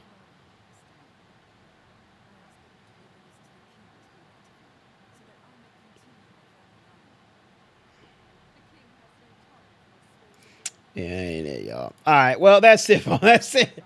That's it on this. Let's jump over to the. Let's jump over to all the Nintendo footage. All right, so like we looked over, we looked at what each of them is. Let's kind of look. Let's look at the gameplay of each one and then the reveals. They're all probably about a couple minutes length.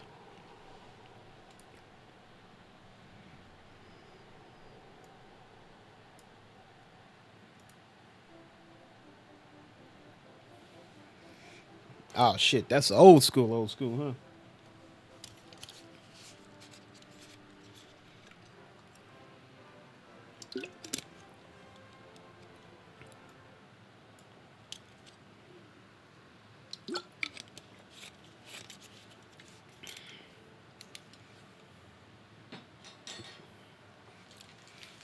Can't lie, all like JRPGs like this, I've missed out on like all of these.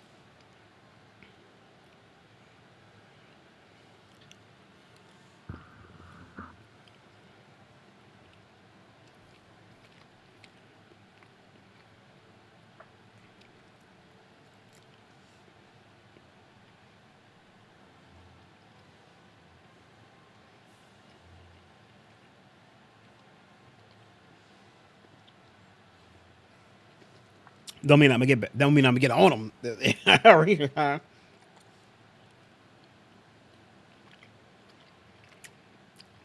One and two HD 2D remake.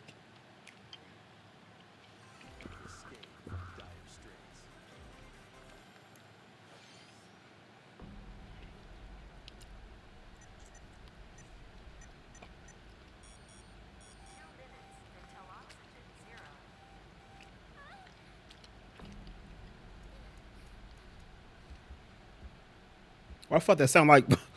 Why? Why the fuck that sound like Alexa?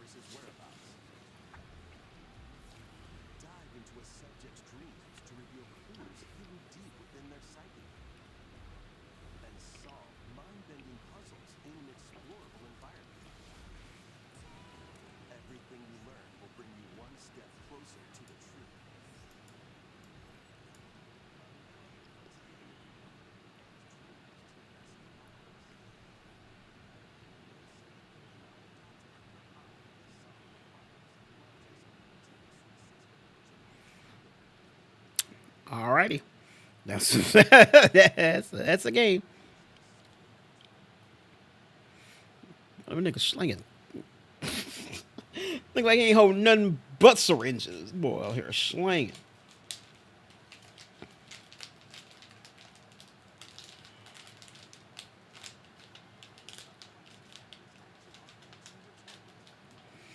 Oh, it's an Atlas game.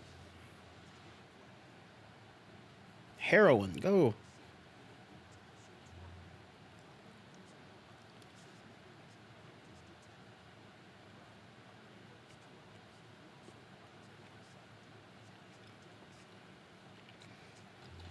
The fuck.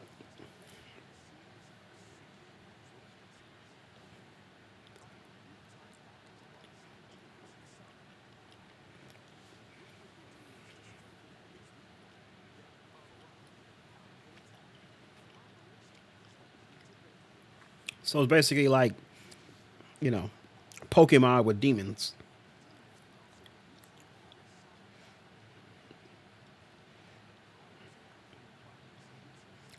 Fuck, my man just twerk. What the hell was that?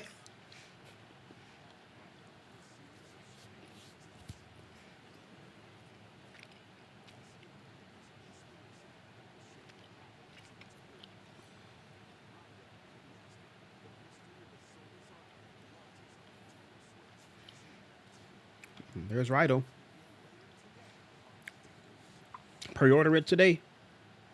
All right, shout out Labyrinth. This is the thing that's based off the Pac-Man stuff, right? Yeah.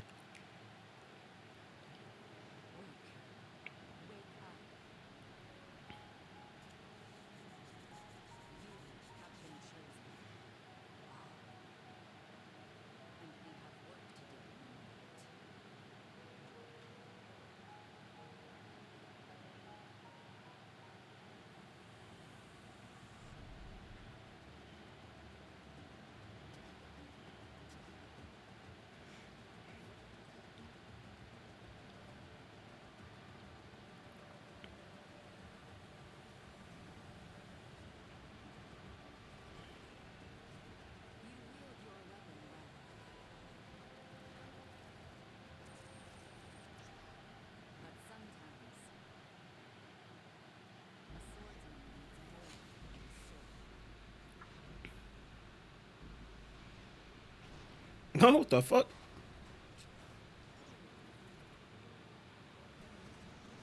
The fuck turned into a goddamn mech?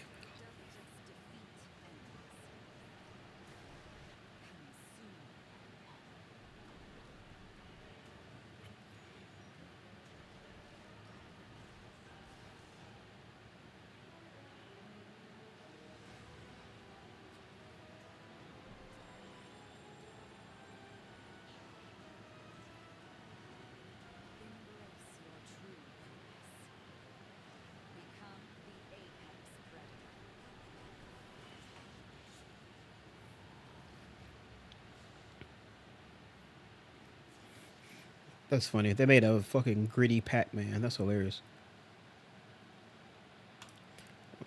Papapon. Patapon. Almighty Patapon, please help. I beg of you. Please mercy upon us, Patapons again.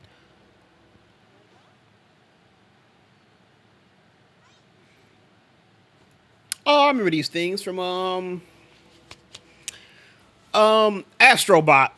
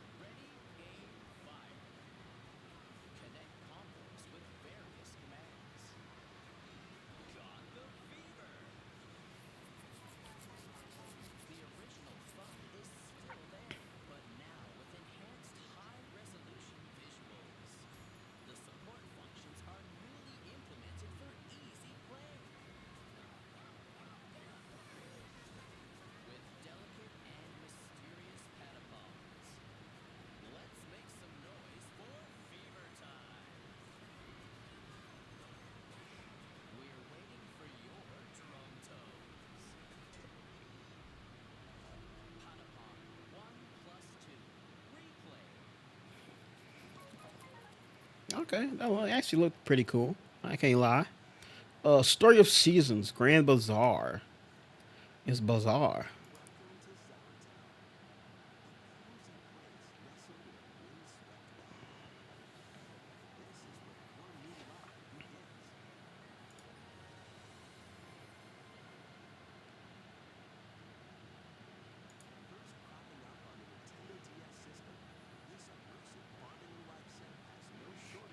Farming and life sim.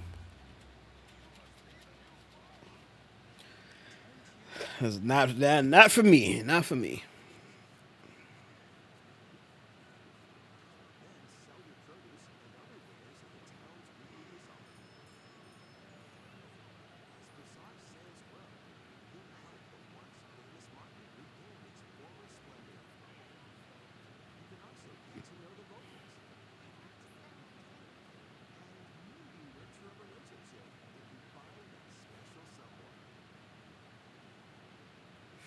Yeah, big ass head.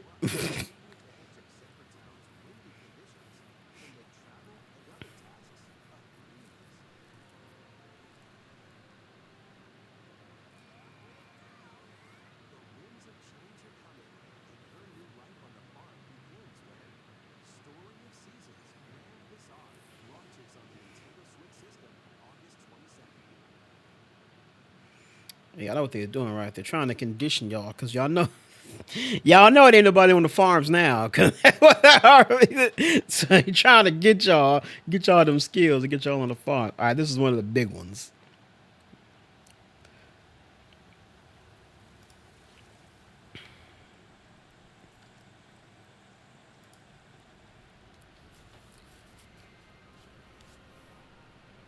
It's from 4 Beyond.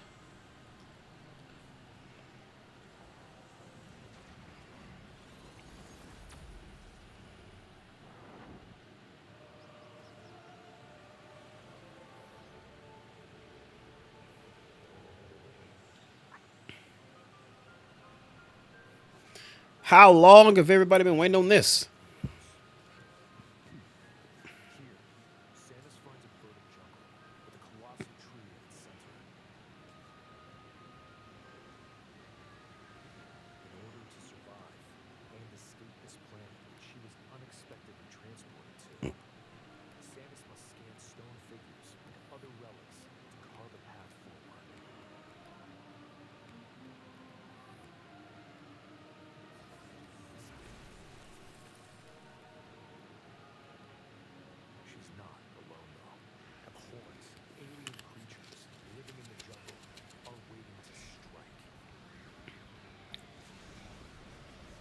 I will say I'm surprised this wasn't like a Switch 2 launch title.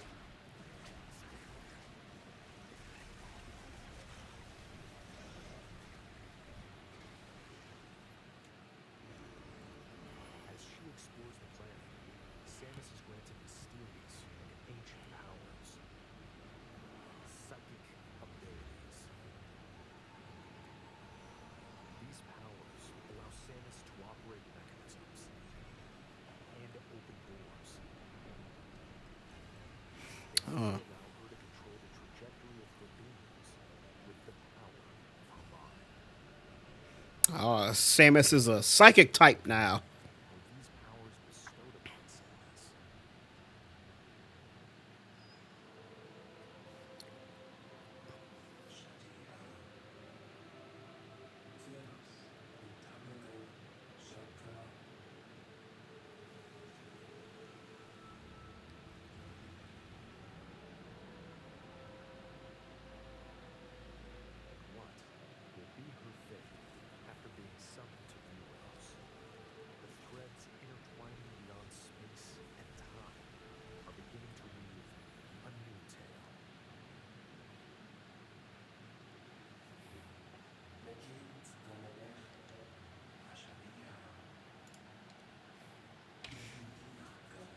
Chosen one. So yeah, that's one of the big ones, Metroid Prime 4. So a lot of people didn't think we was getting. I will say, like I said, surprised it's not a Switch 2 launch title. Ooh, oh, that shit was clean. All right, next up we got Disney's Villains Cursed Cafe. This is not going to full screen.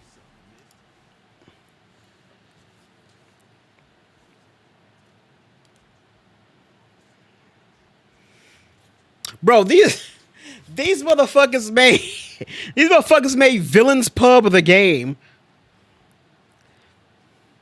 Y'all remember Villains Pub from How It Should Have Ended?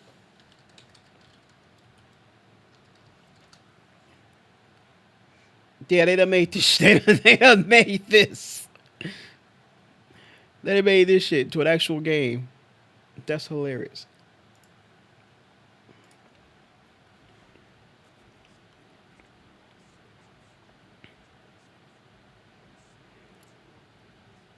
Combustia.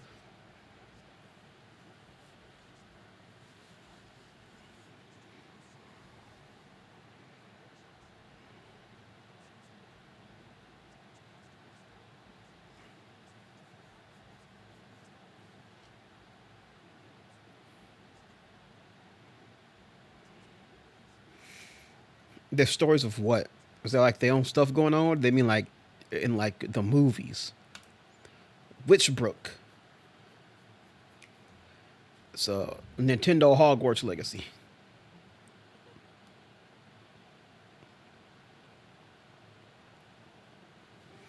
Even though I think Hogwarts Legacy actually is on the Switch.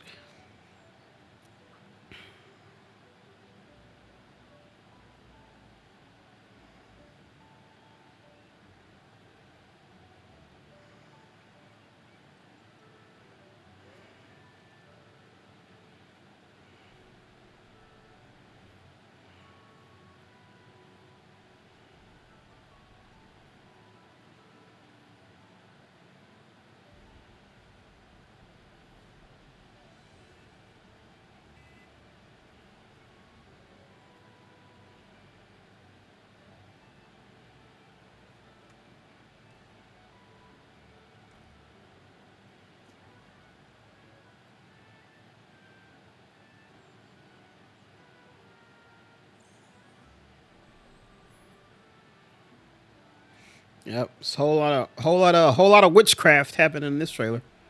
Oh, there we go. Shit.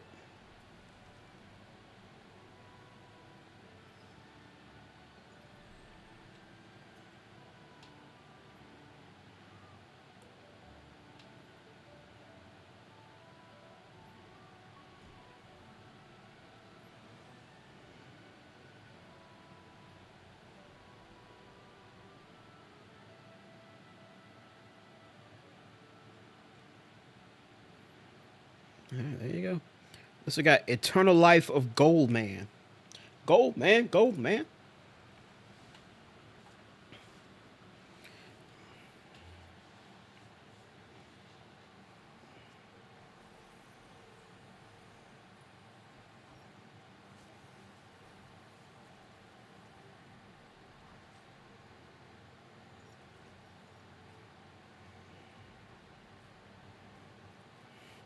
Man's got man. Kane is his main tool.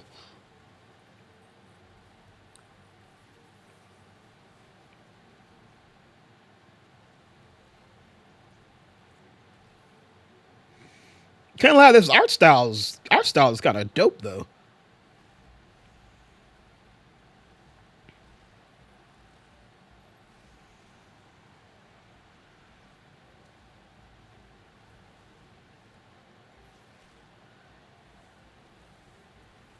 Like that's cool as fuck.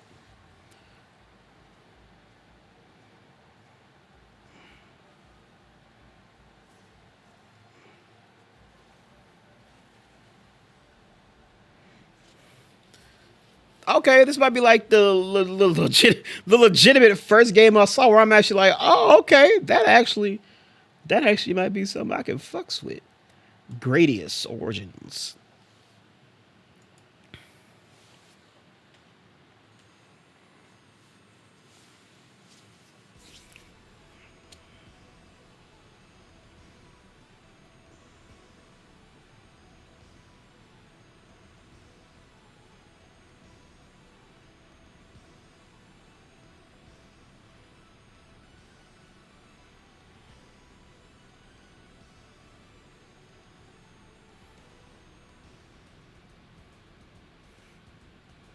What the fuck's like triggers?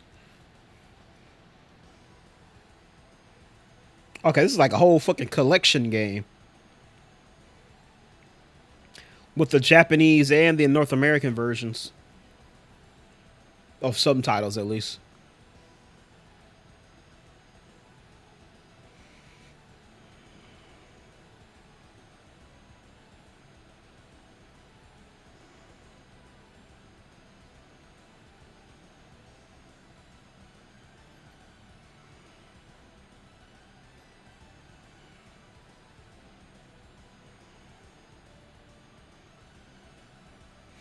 And they got story mode, yeah, easy mode on there.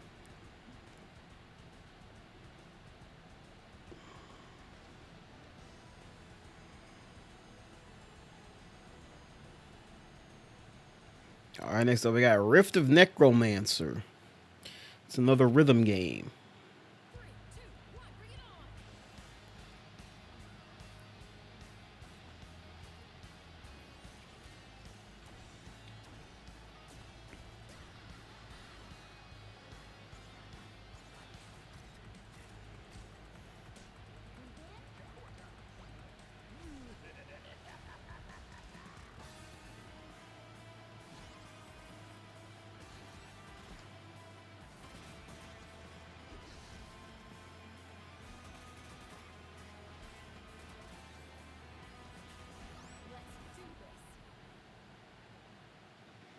All right, and then Tamagotchi Plaza. Remember Tamagotchi, guys?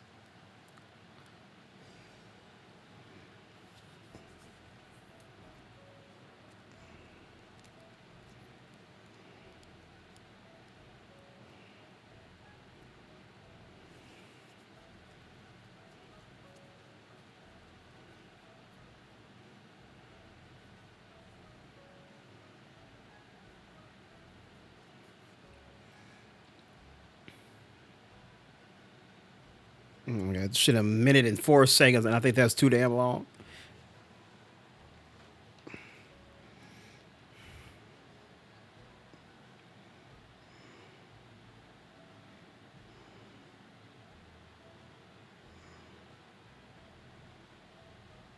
All right, that's enough of that. This is the first game where I'm like, yeah, nah, no, no, nah. Pokemon Z Day. We'll full screen this one. This is a big one.